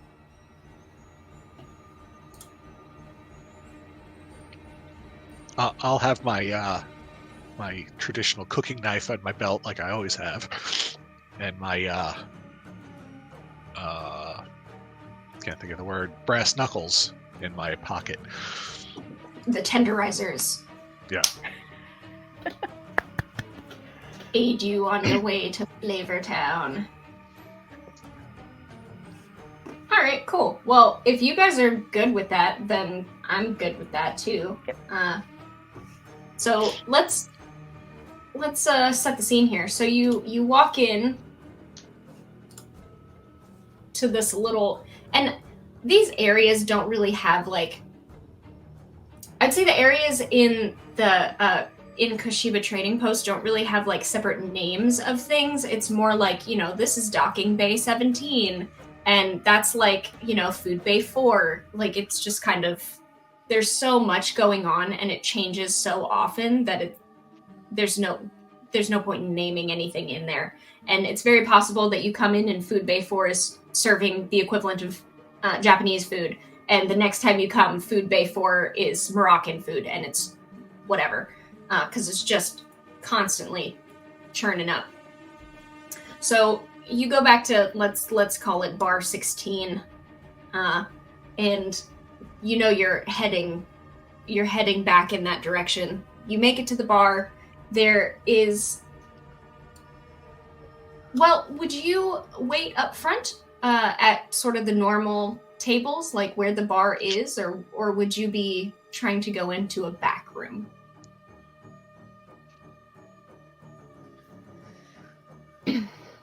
I would say I could go in first and take a look around to just kind of scope the place out. So this way, if I see anything untoward or anything like that, I could come back out and just mention it to everyone else. Like maybe if their little shutdown was just going to ambush us and take the item and not actually pay us. Sure.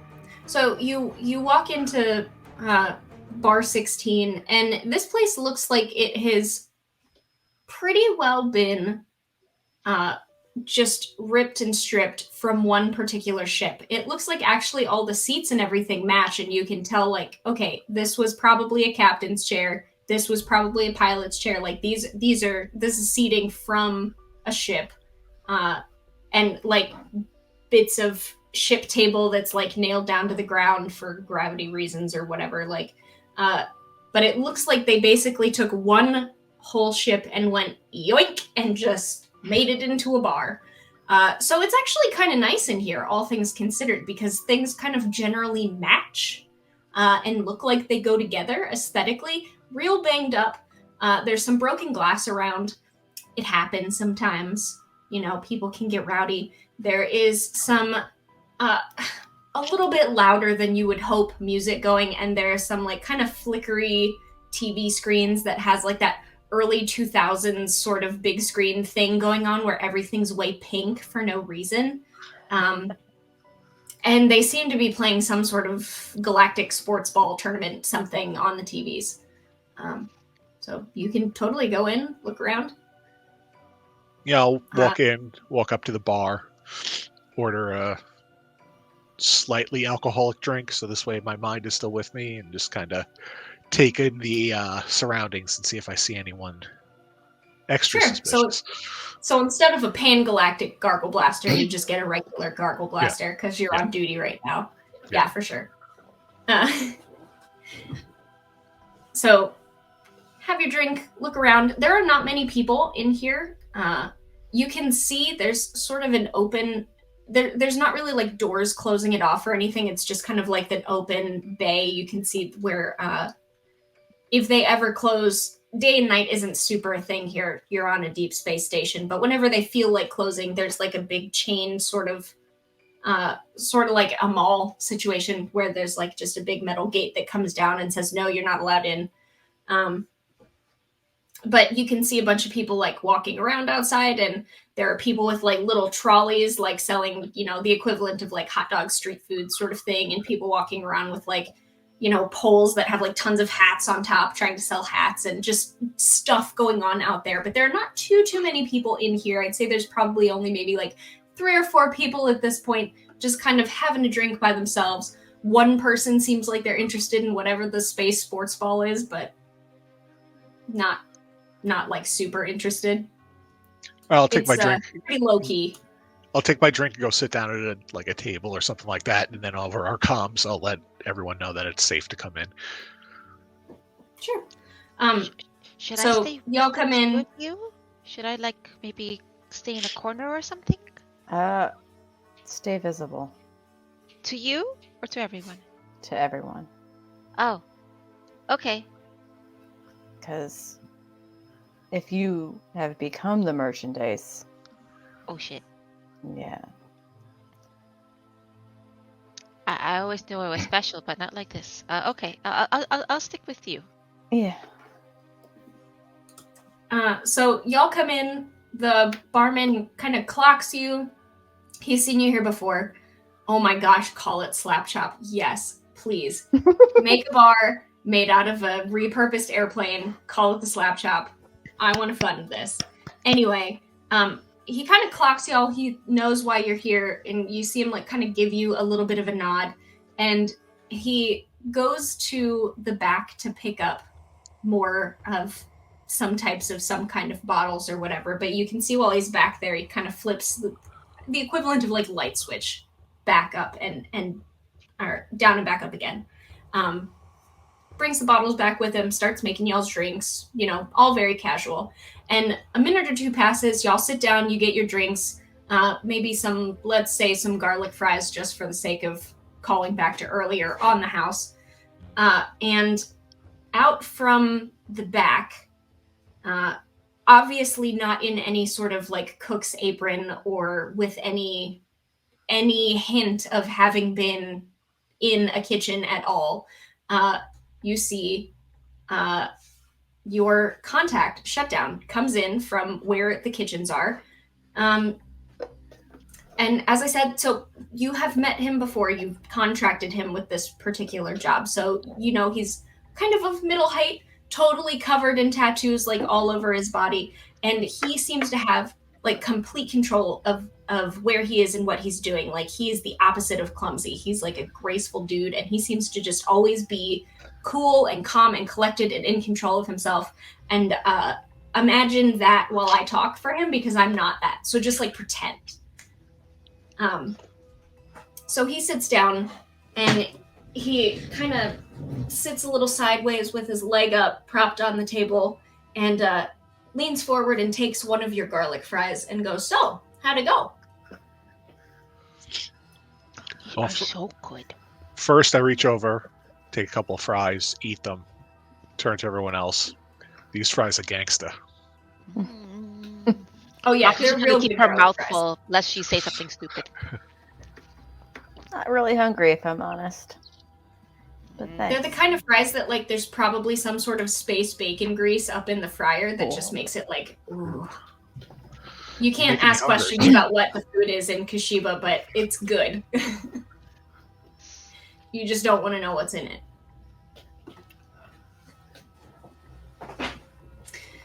And I think as he sits down and takes your fries and is looking back and forth between the three of you, I'm going to give us another 5 minutes because it's been about an hour. Okay. For some reason, last time I tried to go to break, we crashed, and I don't really know why that happened. If it happens again, I promise we are coming back like we did last time, so you might need to refresh. I hope it doesn't. It shouldn't. But we're going to take another 5-minute break, and then you guys are going to have to explain to him that you changed the deal a little bit. Okay, We have have fun, to? everybody. Bye. Yes, bye. Baby, come back!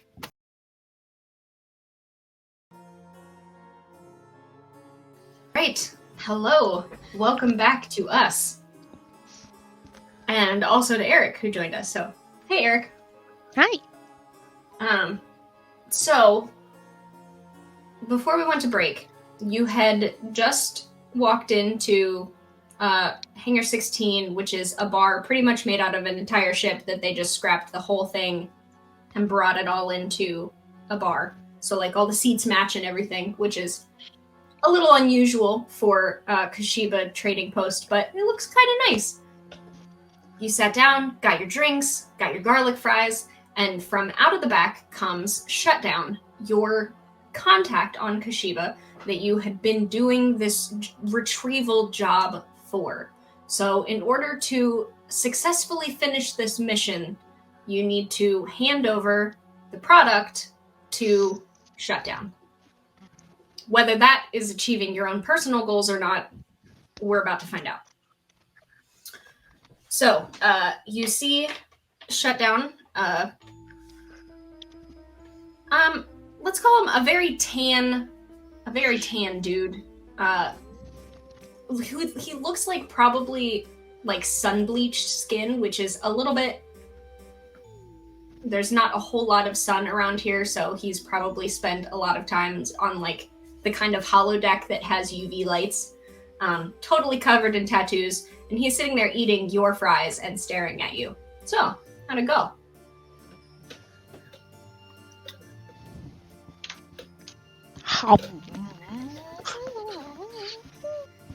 Went good. We ran into a little trouble, but we were able to get out of it with a little fine. See, that's what I like to hear. Gotta Gotta make sure that we check those light bulbs on the outside of the ship every once in a while. They get you every time. Hate bureaucracy. That's why I love it here. And he sort of like gestures out towards all the chaos and mishmash nonsense around the rest of the trading post. Very easy to deal with bureaucracy in this part of town. So, what'd you get me? Well, obviously our fries. Thanks, by the way, they're great.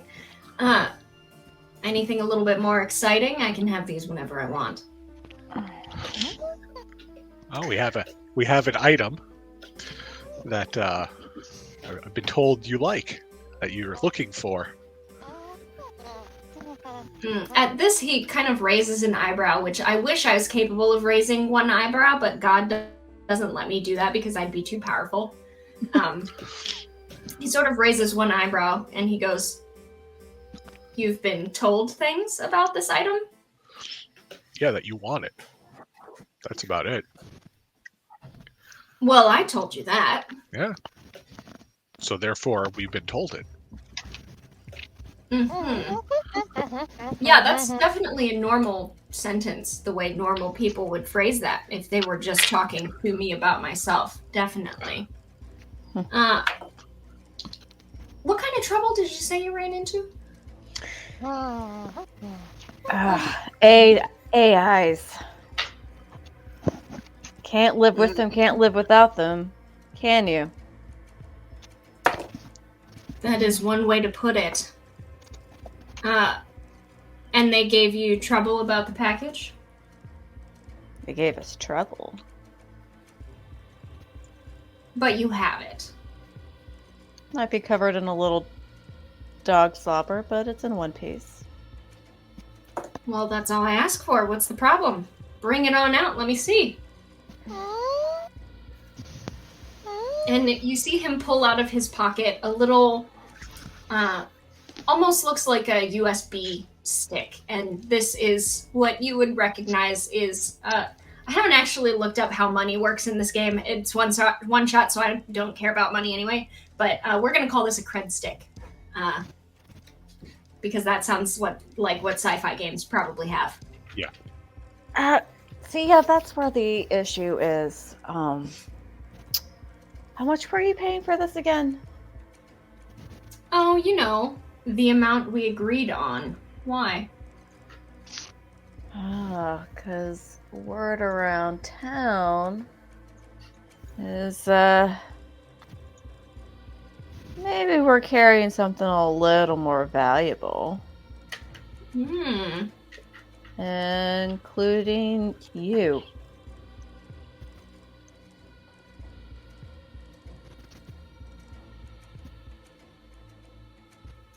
There's just like You're a stare carrying down. me. Oh yeah. Word on the street is that the broker industry is getting a little crowded. Someone wouldn't mind a little bit of space getting cleared up. And for twice the price, maybe even 3 times the price, I could bring you in and auction off whatever we have and make much more credits. I could, being the operative word. Oh, you sure could. After all, I only work with the finest teams. For example, when I hire a team to move a package, I do all my research on them. You're sure a bounty hunter. We'll give you that. You are by no means equipped to handle me, especially not here. And you don't really need to look around to know that the few other people in the bar and the bartender are not even pretending anymore. They're just staring at you. I overtly look at the bartender and everyone else. bartender kind of nods back at you. Keep shoveling fries into my mouth to keep it not talking. Fries was a bad idea. I don't know why I said you guys have these. Because that's all I have to do is eat them. So you come into my bar, in my station, where I live, where all of my people are, and you think that, what? I'm just going to follow you onto your ship so you can sell me to someone from something you heard from word on the street? Which I suppose, and he looks over at Ignatius, is the same street where we were talking to me, was it, that you said? Right. This is going very well for you, I'm sure. Let me tell you how this is actually going to happen. You're going to hand over what you promised. I'm going to pay you what I promised. We'll bring you out another round of fries. Everything's going to be fine. And we can just forget that all of this little hiccup happened.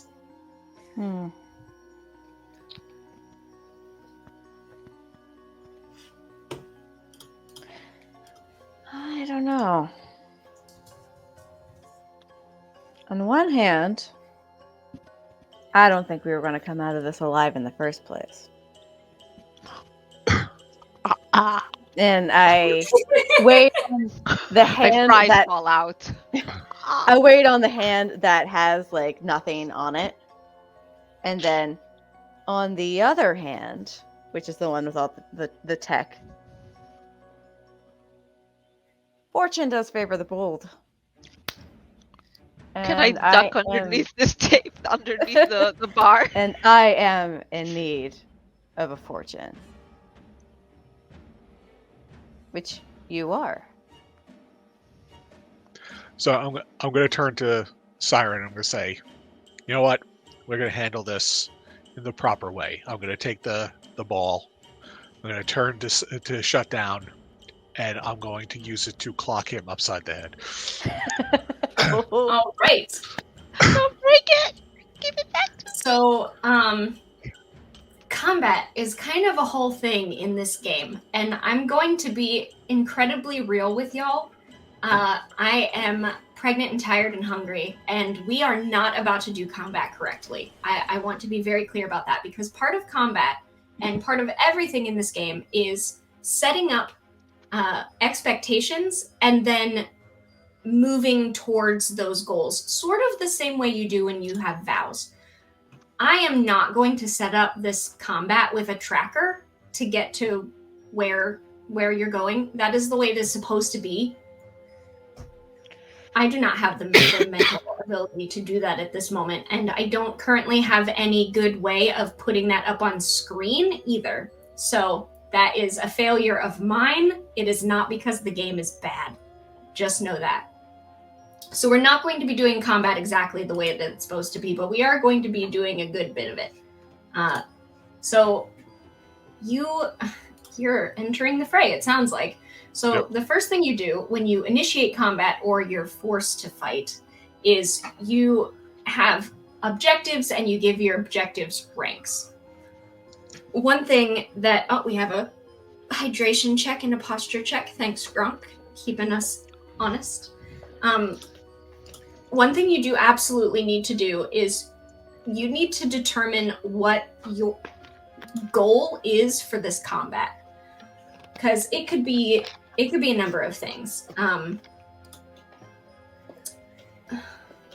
Where is Objectives? Page 177. Yeah, okay. So some example objectives they give in the book is escaping a swarm of pirate ships, or upload the stolen data, or repel the raiders, or cover the evacuation of the settlement, or destroy the main reactor. So the purpose of a fight is not just punch someone until they black out. That's not actually going to help you. So you need to, in this moment, tell me what it is combat is going to do for you? Are you trying to get out? Are you trying to flee? Are you trying to gain ground? Are you trying to do the Macarena? Are you trying to take over the space station? Are you trying to invent a new type of hot dog? Tell me what it is you're doing with this combat. And that will kind of facilitate what happens, but also tell you, like, how you should be moving. I would say capture shutdown, get back to the ship, keep the prize with us, bring the ball with us. I think those would be our 3. Okay. So goals. Who has it right now, by the way? It sounded like... Okay, I thought I had it at the beginning, but it's okay if you just kind of yoinked it and just like bopped it with it, because that's cool. Yeah, that's very reasonable. So group objectives here are... Well, all right, hold on, pause. Let me ask you this. I'm pretty sure the group objective here for everybody is get out alive, back to the ship. Yes. Individually, at least, Mayor wants to grab shutdown and keep the ball and get back to the ship. Individually, you do not all have to see things that same way. So real fast, Moxie, what is your individual goal for this combat now that you see that you're going to be in it? Not die, not have my friends die, and keep the tech away out of Shutdown's hands. Keep the tech away safe. Whether the ball survives or not is irrelevant because I have a copy. But keep tech out of his hands and survive. Okay. Very reasonable. Fox, what is your objective? I want to bag Shutdown, preferably alive and not dead. Okay. So now that we all understand that, it will be much easier for us to go forward with combat because you know what it is that you are trying to achieve. So to enter the fray, you are initiating combat here. We just visualized our objectives. We're not going to deal with ranks because this is a one-shot and I want to keep it moving. Roll to see if you're in control. If you are, I'm just reading straight from the book at this point. If you're on the move, roll plus edge. If you're facing off against your foe, roll plus heart. In the thick of it at close quarters, roll plus iron. Preparing to act against an unaware foe, roll plus shadow. Caught in a trap or sizing up the situation, roll plus wits. So you can see how, depending on how your character is built and what they would do, informs what the role is going to be.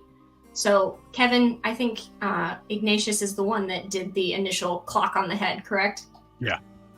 Okay, so how are you seeing this then? Because I could see heart, but I could also see iron or even shadow, really. If you're trying to sneak up on him. I'm gonna go with iron, and because of my brawler path, when I enter the fray already positioned in close quarters against the foe, I can mark progress on a hit. And if I get a strong hit, it leaves the target stunned, and I also take an extra 2 momentum also. Oh, nice. Okay, yeah, that sounds like what you want to do then. So go ahead and roll plus iron. Oof. Well, I got a 6 total with my d6 and iron, but I rolled a 10 and an 8 on the d10s. Oof. Okay, so the result of this roll will determine if you begin the fight in control or in a bad spot, which, hey, is the name of that podcast. If you are fighting alongside allies, each of you make your own roll to enter the fray. So let's go ahead and just do that right now, all at the same time. So have Fox and Moxie both roll.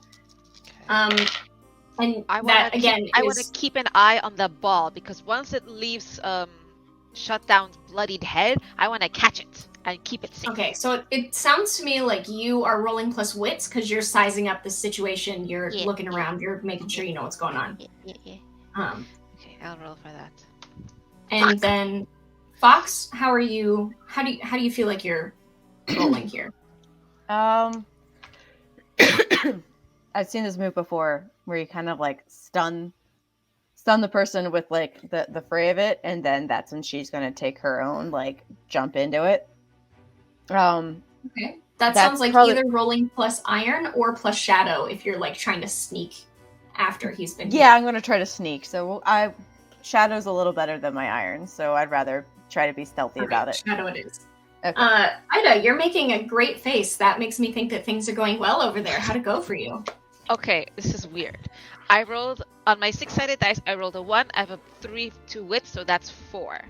On my d10s, I rolled both. On each of them, a 4. What the hell happened? Okay. 4s so- across the board. 4s across the board. That's very Yeah. interesting because so if you match on your 2d10, that means you get a critical. And whether you beat it or not is a critical success or a critical failure. Matching is not a success, so you actually got a crit fail. Oh, no. So we have 1 regular failure, 1 crit failure. Fox, how you doing? Oh, please. Better than my companions. Thank goodness. 5 plus 2 is 7, and it beats my 6 and 2. So I get a big success on this one. Okay, so try you to have be- a strong hit. Yeah. Okay, perfect. So you are in control, and Kevin and Ida, your characters are both. Well, it means that you are reacting instead of acting. Is basically how that works. On a miss, you're caught unaware, out of position, put on the defense. You're in a bad spot. So I think what this looks like is.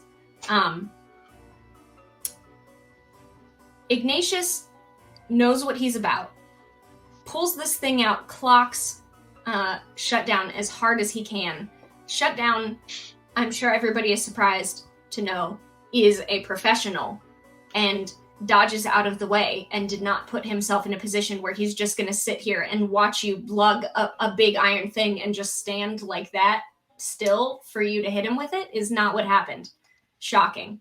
And Moxie's basically not paying attention to this. She's looking all around. She's trying to scan the room. So you were caught pretty much completely unaware when the fight of it started, as you were more like, oh, wait, I just figured out that the bartender is in on this. So, like, you're trying to go around and be like, who else is in here? Like, who, you're trying to size up the people around you. And then, oh, by the way, now there's chaos next to you. Things are bad. And I think because you failed spectacularly, you feel hands on your shoulders. Oh, shit. From behind you. Oh, shit. Just sort of grabbing you, and you feel it start to yank. And then...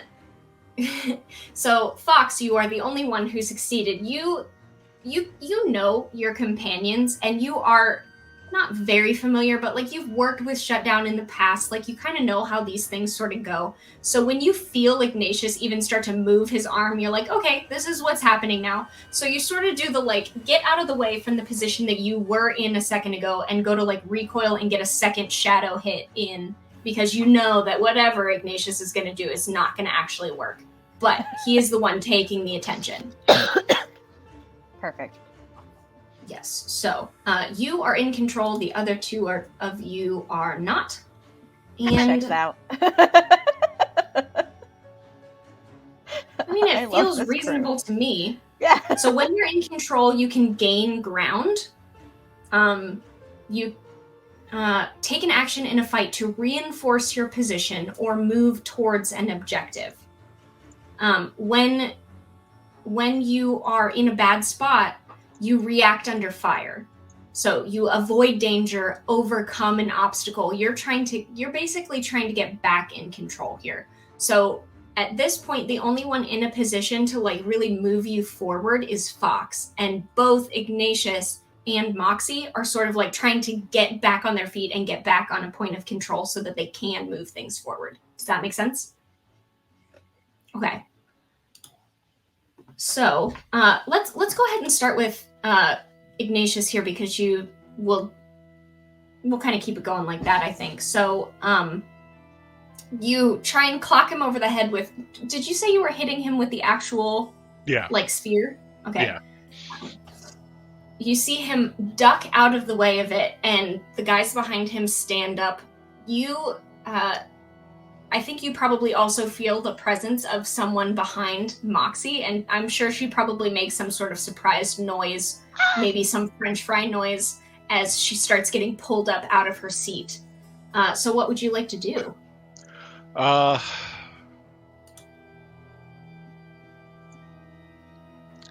going to try and do the hero thing. And I'm going to, seeing as how I missed shutdown, I'm going to, with my other hand, reach into my belt, take out my special cooking knife that I have that's made out of black iron, and I'm going to try and throw it at the guy behind Moxie to, injure him so this way he leaves her alone and she can try and get away. Okay. So it sounds to me like you are rolling with... Well, if you're throwing it, maybe it wouldn't be with higher iron, it would be with edge. Does that sound reasonable to you, like a long range? I guess. I mean, it depends on how close we are, because I think that this is still be considered close quarters. Yeah, I was imagining you guys sitting, like, next to each other, so I don't know that it would necessarily be throwing it. It's more like you turn to stab. Okay, I could do that too. That would be iron. Roll plus iron. Come on, baby. Scott says take him to Flavortown. Oh, baby. All right, I got a 6 total and a 2 and a 1 on my D10s. Yay! Nice. Okay, so I think that beats both of them. That is a strong hit. Okay, on a strong hit, you succeed and are in control. If we were working with momentum, you would take 1 momentum. So you can go ahead and put that on your character sheet if you want to. I'm not sure how... When you're in control and assault a foe at close quarters, roll plus iron. When you attack at a distance, roll plus edge. We did know that. Okay. So how this normally works is when you make a strong hit for something like that, you'd be marking progress to dominate your foe. So it doesn't seem as much like...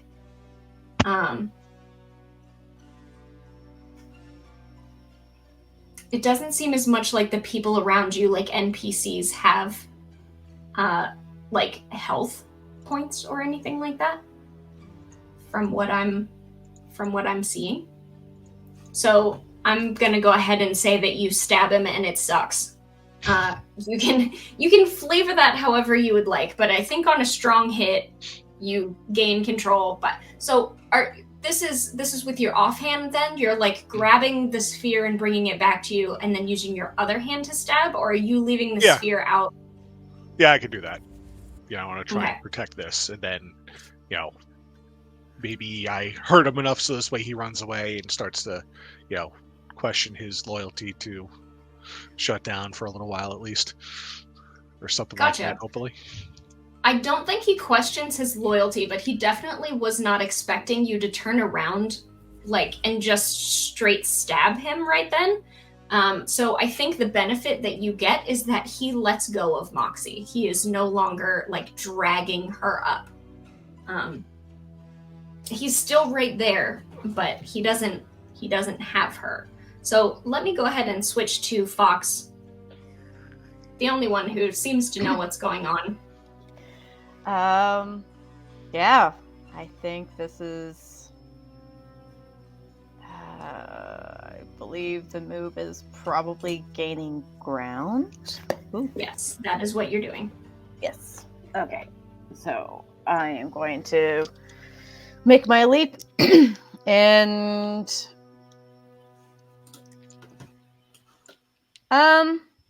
yeah, we're going to do it this way. I'm going to unsleeve. And there's some pretty elaborate tech that's underneath that is in control of her fire powers. But that also has the Spider-Man edge to it, so she can actually fire it. I like that. Please continue. Yeah, she's not looking to actually she would rather bring this guy in alive, but to stun him would be preferable, so she's going to shoot with a fire power and to try to at least stun him. Okay. So that sounds to me, this is still close quarters, right? Yeah.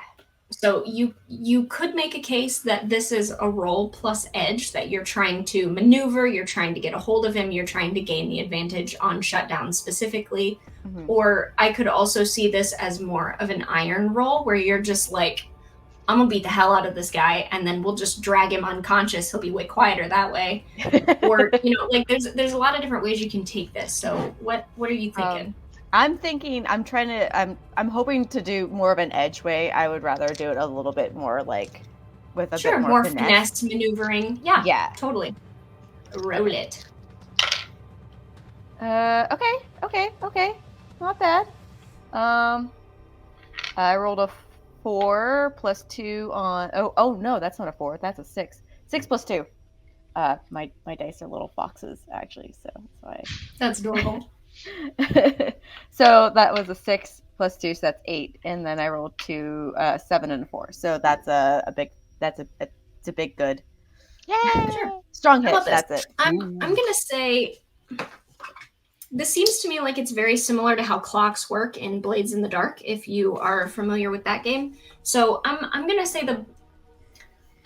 this encounter is, we'll call it 5 ticks. I'm sure that tick is not the correct word in this game, but I'm not in a position where I can find it easily at this moment. So we've got a progress marker here. I'm going to say that you need 5 to get out of this situation, and I think we already got 2, correct? Correct. Okay. Because I don't want us to be here for the next 1,000 years. So we got 5, we got 2, and then you just got a weak hit, was it? That was a strong hit because there's 2. It was a strong hit. Yeah. Okay, so then you mark.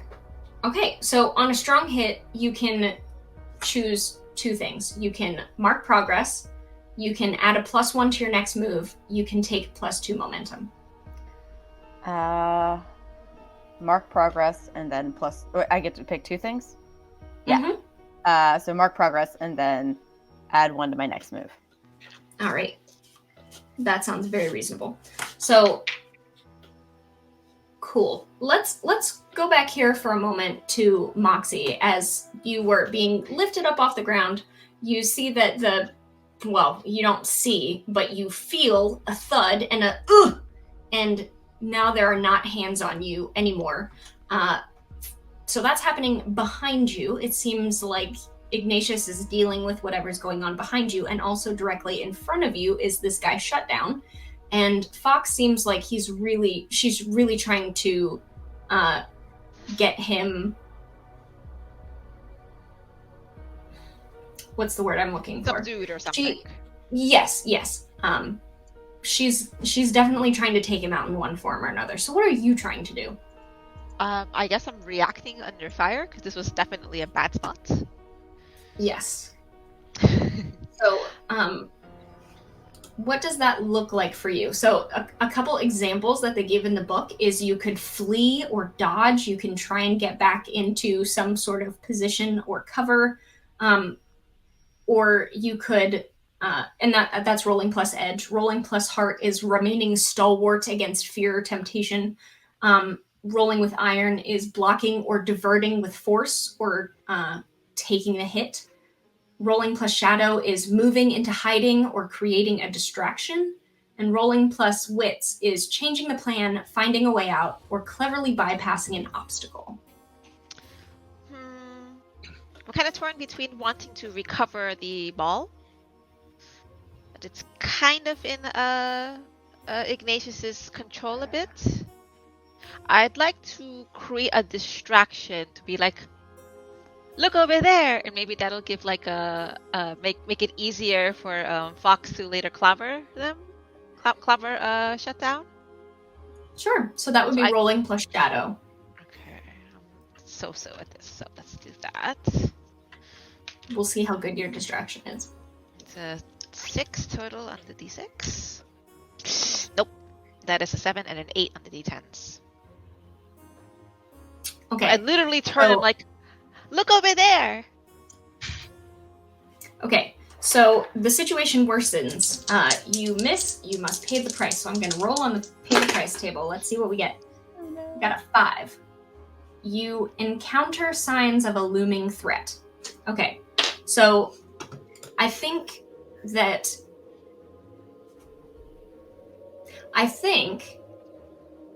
how this happens is in your trying to distract them. Maybe you threw one of your wrenches or something like that. You broke something. Maybe you broke one of the windows into this area, or you hit some sort of like alarm or something, and now there's some sort of like, yes, and you can hear there is now an alarm of some kind going off, and there's probably some sort of guards or authorities that are going to be coming this way at some point. You have made things very much worse. You have gained 0 ground. I love this for you, actually. You also see, just as the regular failing, is that there was that one guy who was like lightning fast and came up behind you. There were 2 other patrons and the bartender as well, if you recall. So the 2 other patrons are now standing up and moving towards your area, and you see the bartender has ducked underneath the bar and looks like he's grabbing something. The proverbial shotgun. Who knows? Crap. Oh well. I tried. Bad dice, bad. No, it's great. I love it. You should all fail all the time. What is Ignatius doing now that he has stabbed this dude? All right, I'm going to attempt to gain ground. I'm going to attempt to come up on Shutdown, like kind of kick him in the back of the knee and grapple him and throw him to the ground, so this way we can get him in cuffs and drag him with us. Okay. And just so I'm clear, you're doing that to shut down, not to the guy you just stabbed. Yeah, to shut down, yeah. Okay.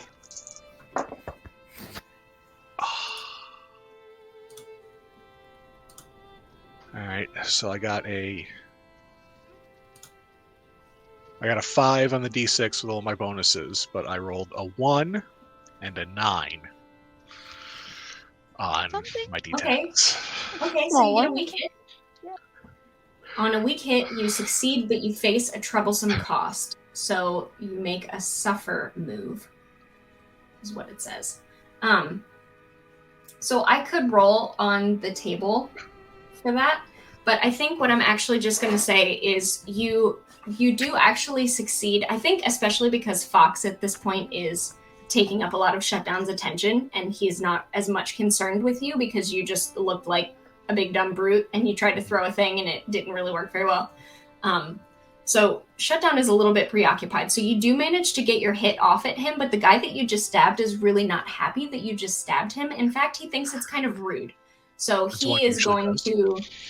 Right. So I think he's probably going to retaliate at you, actually. Quick question. Probably a dumb question, considering I've been running this game for like 3 hours now.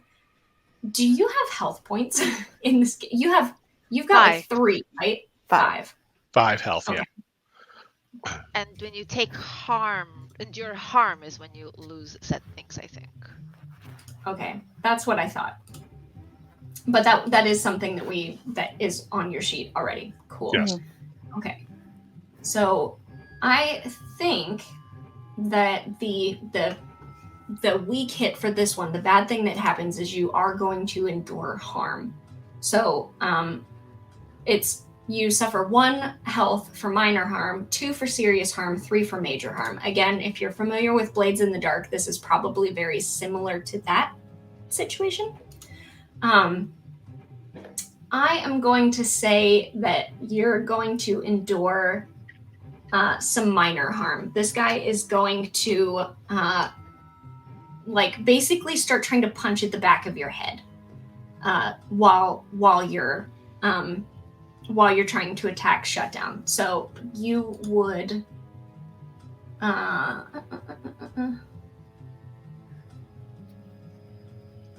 have to actually read the rules. Oh no. Who put me in charge of this? Who put me in charge of this? I tell you. Okay. Everything else on this page is for if you hit 0, you're not at that yet. I think you just take the harm. So you just take your your minus harm. So you're at 4 now. Is that it? Yeah. Yep. Okay. And you do not put your clock any farther. All right, Fox. You see that your friends are doing a great job. One of them has set off an alarm of some kind. The other one is getting bludgeoned and clobbered. But it seems like your friend Shutdown is in more of a position that he can be maneuvered because he's getting a little beat up here. So what would you like to do? Well, in true siren fashion, she's going to redirect the flame and try to cleverly gain ground at this point. And instead of, we already have like a security alarm going off, but we don't have the sprinkler system going off yet. So she's going to redirect that firepower up to where the sprinklers are to basically make it so that, like, at least if there's like, it's going to be difficult for anybody else to like shoot blasters at this point. And it's going to be incredibly distracting. So we have Barroom Blitz basically playing in the background. Yeah, so we're going to try to set off the sprinkler system. Oh dear. Well, okay, it's so 1 plus my wits, which is a 2, so that's 3, 4. Okay, it's a 4 on the dice. I got a 1 and a 7, so it's a small success again. Okay. So there are a couple options here.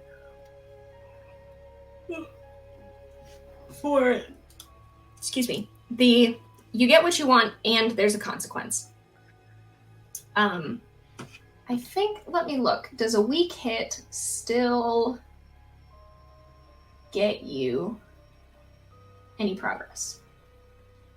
I can choose one of those, so I can mark progress, and then that's it. Okay, but you do choose to... Oh, sorry, did you also take your +1 to that? I know I that did. it wouldn't help. No. Yeah, it was a 4 yeah, total. Okay, so you choose to mark progress. That works out pretty well, I think. And then you can... Let's see. Let's look at some of the other things we can do here. We already did endure harm, but you can also endure stress, which is like mental strain, shock, despair, stuff like that. Or you can sacrifice resources, which is getting into your supply. So that would be if you push a resource past its limits and you break it to get what you want, or something like that. Another thing we could do is a companion takes a hit. I don't think you brought the dog with you, and I don't want to hurt the dog, so that's not on the table. We don't do that here. No. So let's go ahead and talk about enduring stress. So I think there is a lot going on around you right now, some of which already being like, are you doing the right thing? This might get you more money, but you don't know the other person that you made a deal with, where you do know Shutdown. Would it have been better to just like... So there's, I think, a lot of other second guessing happening here, and people around you are getting stabbed and bludgeoned, and now there's an alarm going, and your friend's biometrics are connected to this thing that you gotta freaking protect the thing. So I think that's probably pretty stressful for you in this situation. And because mainly what you were really focused on is you wanted to get as much money as possible, you're realizing now in this situation, you may have, in a sense, sacrificed your own safety and the safety of your friends in order to try and get more money. And you're like kind of emotionally dealing with that, while also potentially people are trying to kill you. So Convenient. Yeah, right? It happens. So your spirit is on a 5 scale as well as health, correct? That's okay. I think I'm actually going to call this -2. I think this is going to be more of a long-term thing for you. Because it plays into your long-term goals and the iron vow that you made for your life vow. So this is a little rattling on your end, and but you do manage to obfuscate the area, and you have a much better chance now of getting out with Shutdown and the orb and booking it. So that being the case, let's go back to Ignatius here. I think is he Are you next? There's not really a turn order. I've been trying to keep it even. I think Ignatius is next. I mean, No. I've only done one thing so far. Yeah, No, I think I lied. I it's failed. Okay. yeah, it's- All right. Well, then it's Moxie. I think it's Moxie. I guess in front of me, I'm seeing the fight not evolve too well to my very trained fighter eyes. Yes. I think Moxie would kind of want to focus on grabbing the orb, priority 1, and getting out, priority 2. So if I'm still reacting under fire, I think I'm kind of changing the plan. Just like get the goods and book it. Okay. So rather than being part of the fight with your friends, you're like, get what's expensive, get it back to the ship. Okay, yeah, that makes a lot of sense to me. Yes. So I could see that being changing the plan as a wisdom roll, but I could also see that being an edge roll as you're like just trying to bob and weave around people and get out as fast as you can. I'm gonna try for wits because I need to like just stop, calm down, and see what the moment lets me do. Go for At it. what time can I just stop and just like pick it up and start running for the door? Okay. Mother. Okay. It's a 5. Then that's a 6 and that's a 1. Does that happen something good? It's like a little bit good, right? So that sounds like a weak hit, right? Because you Yeah. you rolled a 5 on your d6. Yes, ma'am. Okay, so a weak hit. You get what you want, but something bad also happens. So Yay! what that looks like. Yeah, let's say react under fire.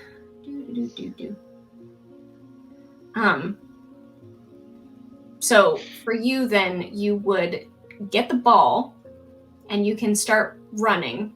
I think the price of that, to me, what makes the most logical sense is you start getting yourself out of the situation. Your two friends are still in the situation.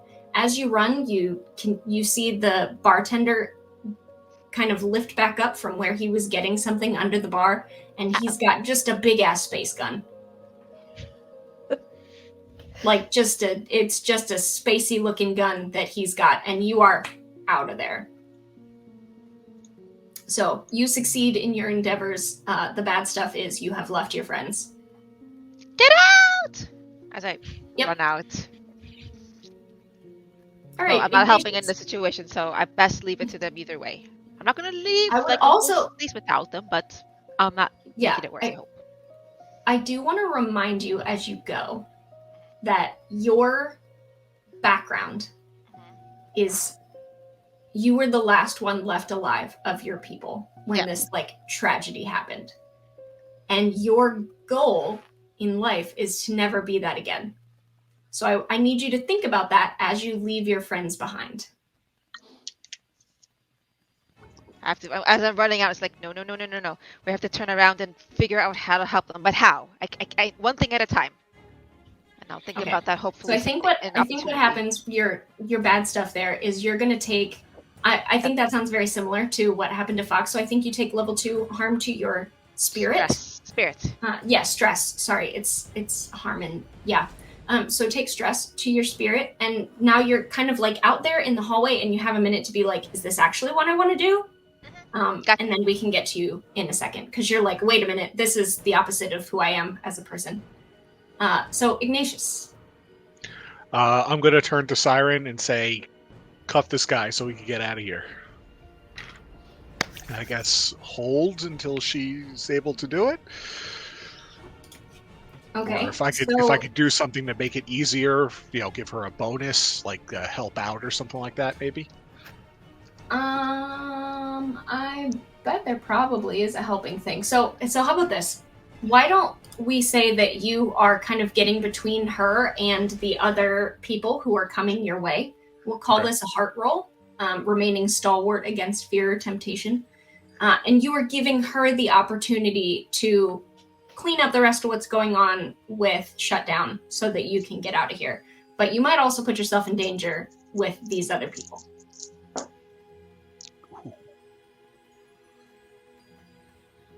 All right, so I got a 9 total at my d6, and I rolled a 6 and an 8. So strong hit.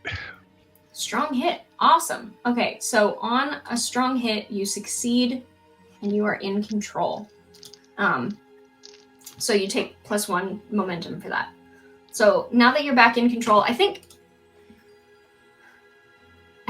you must either grab somebody else's weapon or pull out a weapon of your own or something like that. Like, what do you do as you get between Fox and everybody else and you're like staring them down?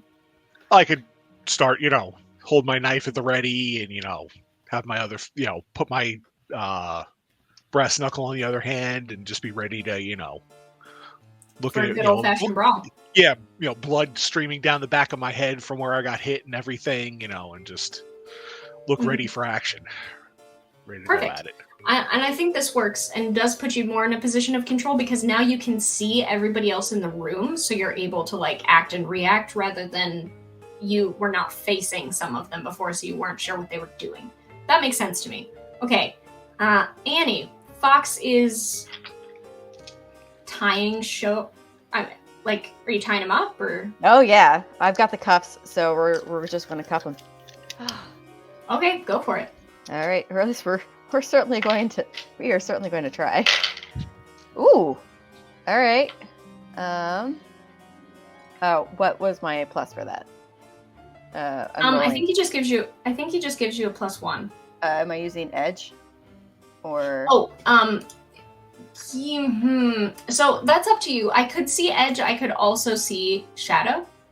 Okay. My edge is higher. Well, then there you go. Yeah. All right, so that's a 7, and it's the same deal. So it's a weak hit because I got a 6 and a 10. So, one good thing, one bad thing. Okay. Well, if I were you, I would choose to mark progress because you only have one slot left on your progress clock. Yep. So, I'm going to say that the thing that happens here is that you, the good thing is you get shut down, like tied up. You get him foisted over your shoulder, I guess, and you are also ready to book it out of here. I think probably the bad thing that's going to happen is that barman with the big gun. That seems reasonable to me. Yeah. Ow. So, okay, let's do it this way. A 1 to 45, he hits Fox. A 46 to 95, he hits Ignatius, and if it's over 95, he misses. Okay. It is 29. He's going to hit Fox. All good. Yeah, so I'm going to call this a level 2 harm. You take 2, and because you got shot by BFG. But you guys are definitely in a position to book it out of here. So I think that's what we do. I do want to go back to Moxie right now, though. You're in the hallway. Boom. You hear the gun go off. But you also start to see your friends are like running out behind you. So what are you trying to do? I'm seeing the companion takes a hit. I'd like to get myself under one of Fox's arms to like help her move faster. I think is how I'm flavoring it. Oh, so you're gonna go back and help? Yeah. Yeah, perfect. I heard the BFG. That can't be good. And if they're going to go down, then that's not going to be good for my survival either. But they're my friends, and I. Okay, so that could totally be charging boldly into action. That could totally be you're trying to run as fast as you can and help your friends. That could be your edge. You're trying to like hoist her up and help carry her. That could be iron. I mean, there's a bunch of different ways you could do this. It's kind of up to you what you think this role is.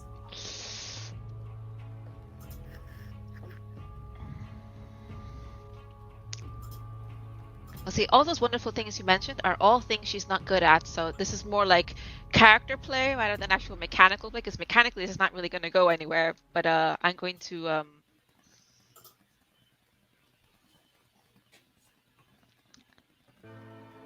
I think I want to like maybe use something heart related where I just want to get in there and maybe kind of give them a second wind to encourage them to like,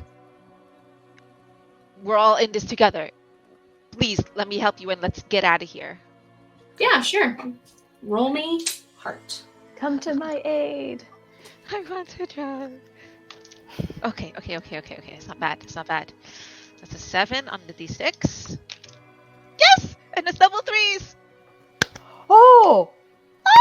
Okay, so that is a match and a strong hit. So that's a critical success. Oh my god, I did something right!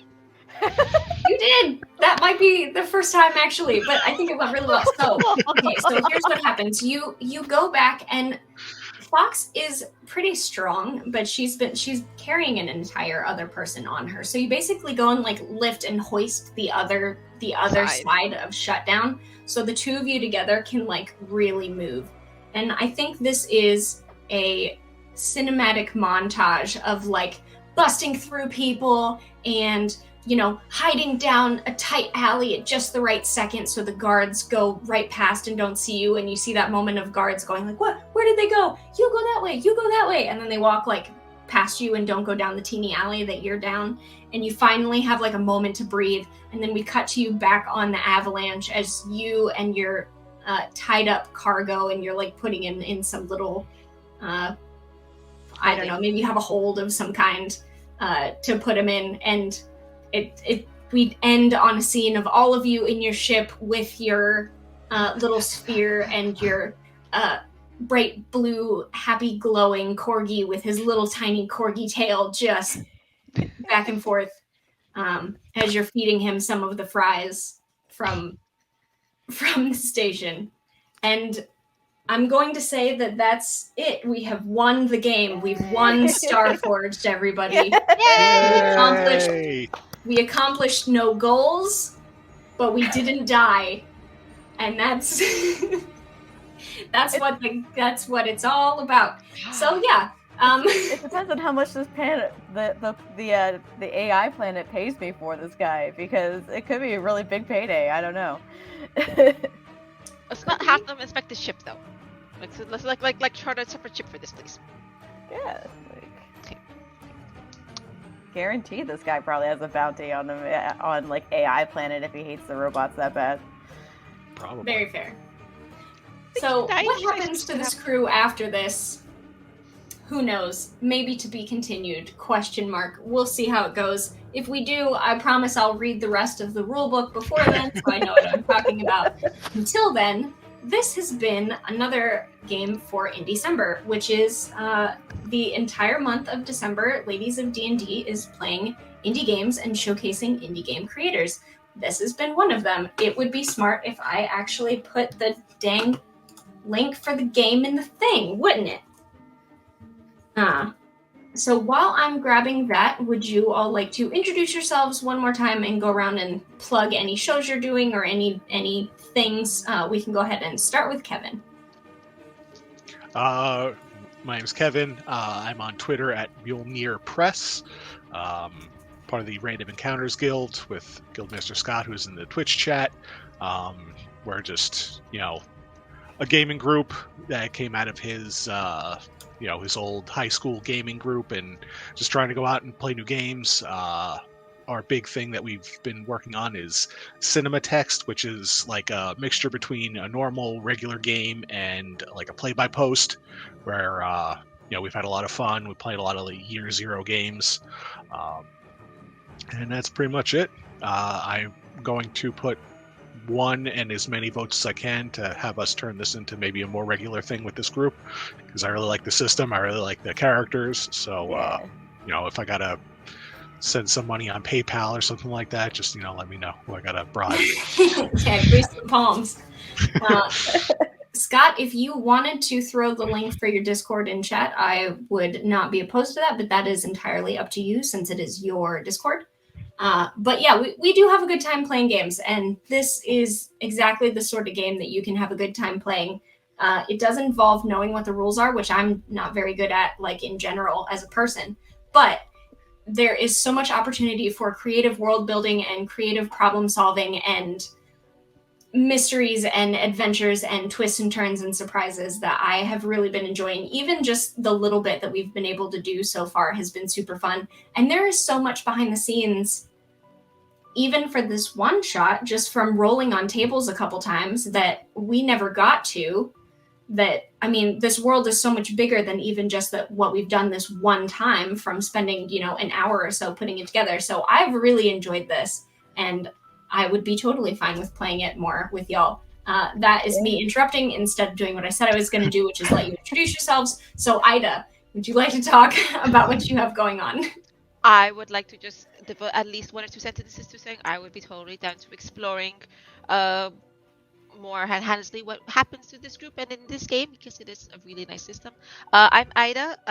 I'm on Twitter as in the Panache, which is hard to spell, but you can see me playing with the Horde of Tales group, and we're playing right now a 5e Eberron game, and it's a lot of fun, and I am a crazy scary sorcerer lady. And wishing everyone at the end of the year happy holidays and whatever generic winter or end of year holidays. In December is also officially a holiday now, and I will be playing on the 30th, the Quiet Year on this channel. So I hope to see some people in the audience there as well, and hear people as well. Thanks for inviting me. I had fun. Yeah, so happy to have you. Annie, would you like to introduce yourself? Sure. Annie is short for Annie Disaster 09, which you can find me on Twitter, and also the same for my itch.io account as well. I'm very diving into the foray that is game design and creating games too, and just completed my first game that I posted on there. So give that a view or a look-see and stuff like that. I love indie games. I love creating them, and I love playing them. So this has been a whole heck of a lot of fun. And there's a lot more to unpack with Fox, including giving her a first name.